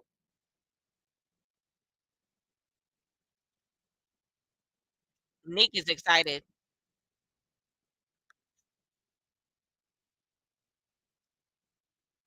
Okay, bad bitches in the red right now. I got bad bitches. They both their body is tea though.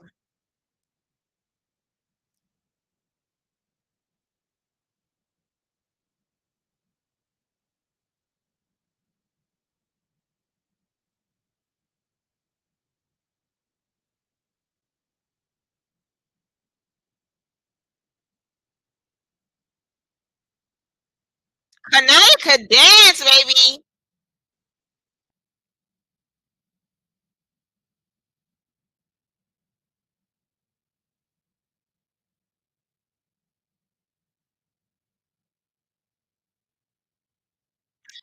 Now she trying to seduce Joseline.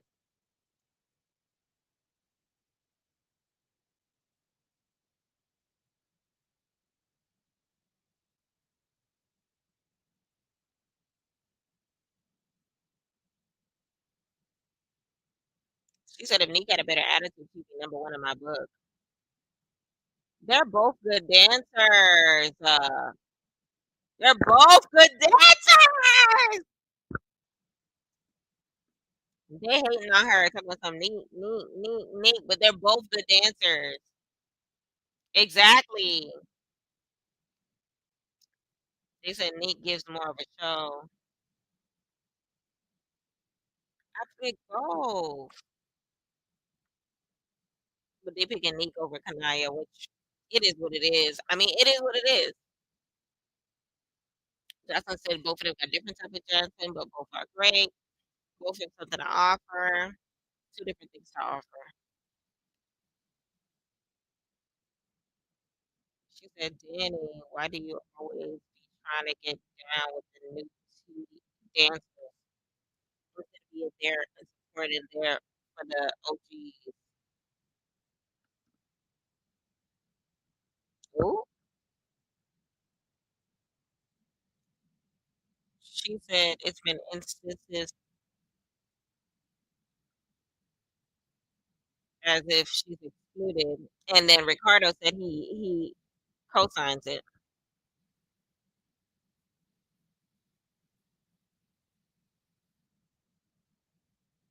Ooh. And then Oceans pointed out with the fact that by the time she had that situation with Kanaya, who did she send a Amber Alert? Why did they call it that? Amber Alert to, and she did send a text message to the OGs. Dirty Dean. Her and Drea are not cool no more. It looked like.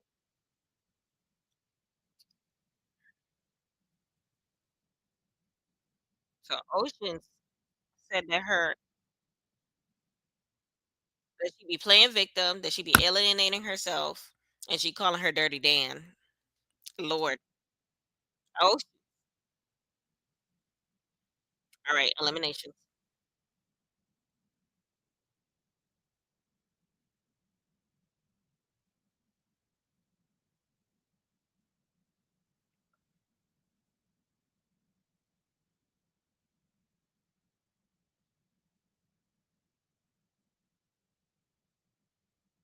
Who's going home?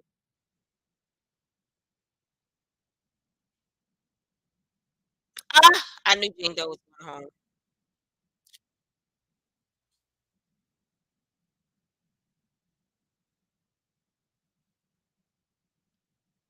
He said the cabaret tour is always open for her, but her situation, something about her situation, she must got something else going on. Oh, she's tearing up, she crying. Jocelyn told her she can always come back, so she must have something personal going on. 'Cause that girl could dance. Her Instagram, them videos of her taking down niggas,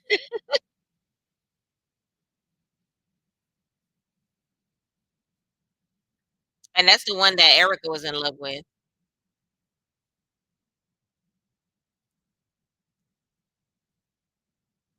She said she gonna miss Drea the most.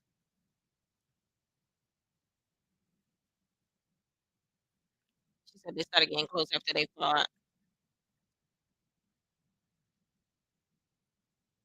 Oh, she giving an outro.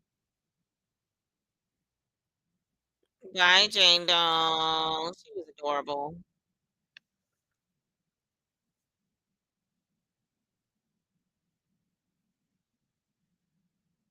Damn, Jocelyn. Who's the second person?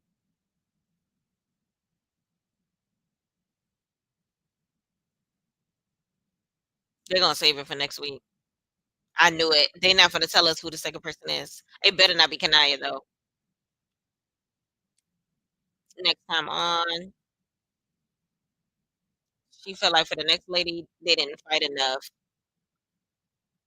All right, so they're going to San Francisco next.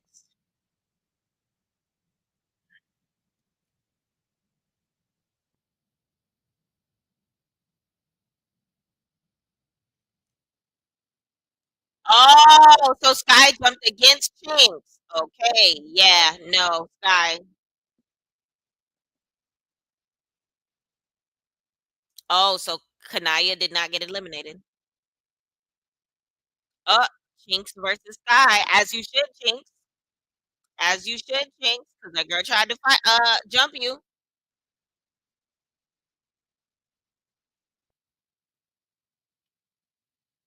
Mm.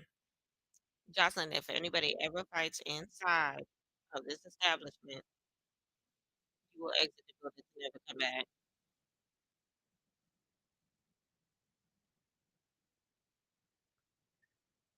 Run me my money, run me my money. How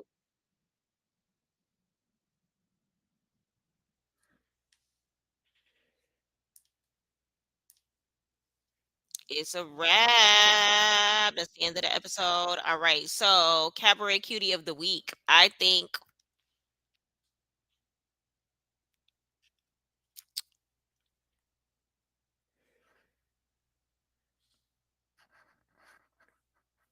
Kanaya. My thing is, they saying Kanaya started the situation. I don't necessarily think that she started it. I think that she spoke at a moment that didn't require her to speak, which got her scratched the hell up. I don't know. I don't know. I don't know. Like, I feel like I wish she did not, I wish she did not.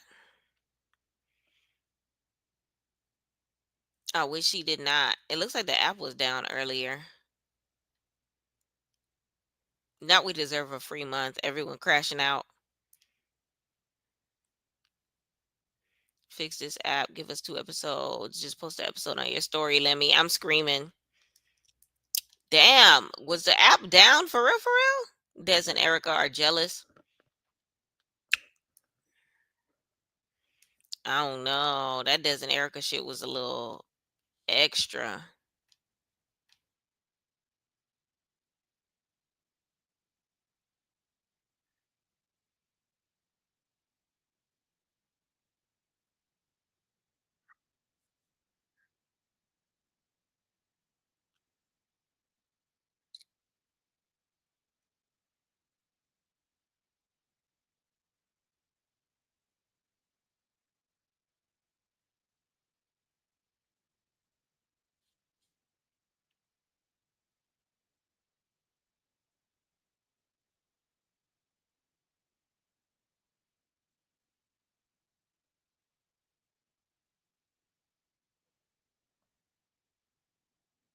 Erica fights so funny to me.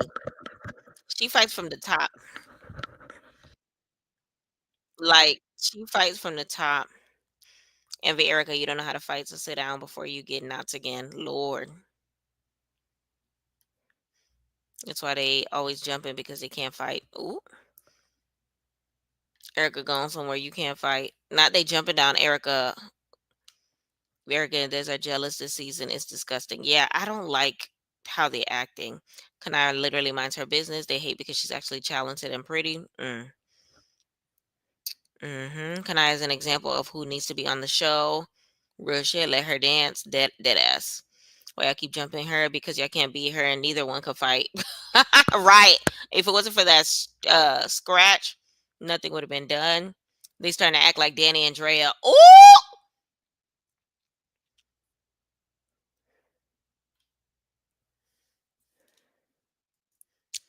this week's episode.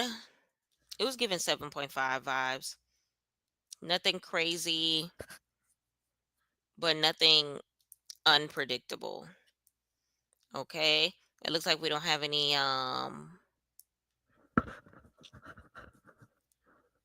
what you columns yet, any reviews yet from Mr. Isaiah J. But something that I wanted to talk about is Love and Hip Hop Miami is back, and it's bringing some familiar faces. Let's see what he had to say about it.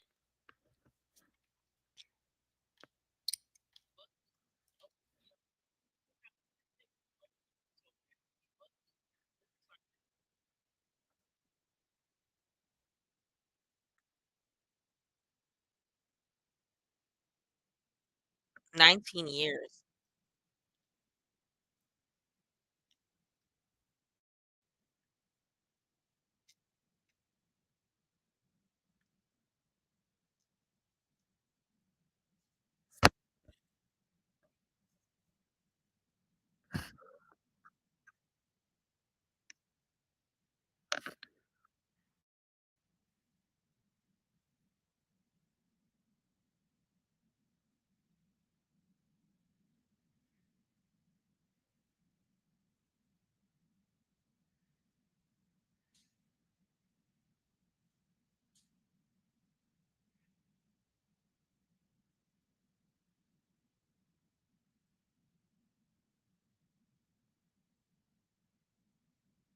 Not Lala, Monique.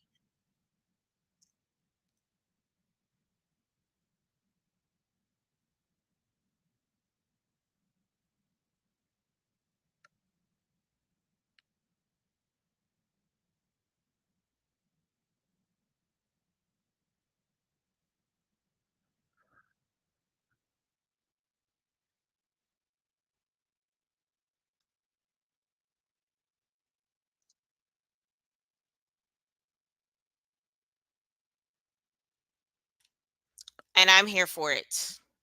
I can't wait to see it. Hopefully, it's a show that we'll be able to review. We're gonna see what it's giving. We're gonna see what it's giving. We're gonna see what it is giving. Y'all, I don't know if y'all have an opinion on Megan's new song, but let's see what Isaiah's opinion is.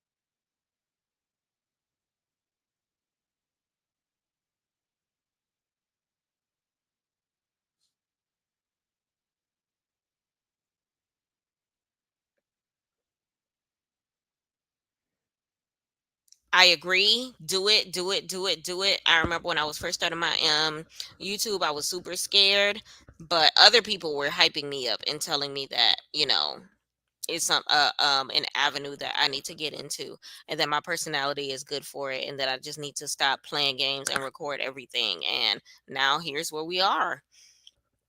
3 hours and 45 minutes deep into a Instagram, a YouTube live. So I'm here for it. Let me know your opinion on the song if you have heard it. I have not heard the song yet, but I heard the story behind the mashup, and that was my first time hearing the mashup. Sounds really, really good. Let me know what y'all think about it. Let me know what y'all think about it. I don't know about that my man, my man, my baby, my baby, my baby. But child, let me know what y'all think. As far as anything else that's going on, I can't really say for sure that there's anything else I want to talk about aside from the fact that I am interested to see what else that is going to leak when it comes to Baddies USA, because Krishan is threatening to leave again, and apparently her and Tasiki are gonna go at it, and apparently Marsh and Tasiki are fighting again. Let's see if Isaiah talks about it right here.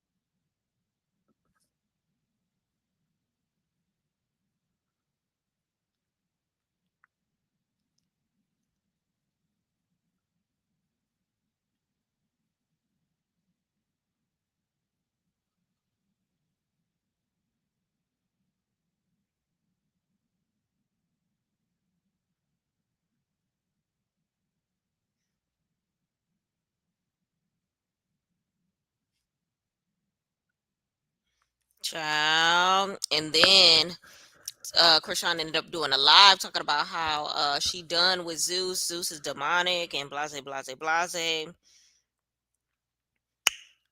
Child, we're gonna see what happens of this. We predicted that Krishan was not gonna make it for the entirety of the season. Now, honestly, it's just a matter of how many episodes are we going to predict her to be on at this point in time, because you already know Blueface coming out. I feel like now it's just a matter of seeing in real time her and Tasiki re-fall out again. Marsh, it looks like her sisters are Marsh's sisters are now getting involved, and it's just a whole lot of. But let me know what y'all think about everything that's happening as far as how Baddies USA is continuing. Right now, they're in Washington D.C., which you know is not far from Baltimore at all, which means Krishan and another Malone sister pulled up with a Glockiana, apparently trying to bring it from Marsh. Don't know how true that is. It is what it is. But let me know, guys, how y'all felt about tonight as far as everything that we talked about, as far as Baddies USA goes, as far as Megan Thee Stallion's music, as far as Batteries for Africa Reunion Part 2, Love Cabin Episode 3, and Joseline's Cabaret's latest episode. I appreciate y'all so much for tuning in. Don't forget to like, comment, subscribe, turn those post notifications on, and tell a friend to tell a friend that PYT is in the building. Thank y'all so much for watching PYT TV. Respectfully.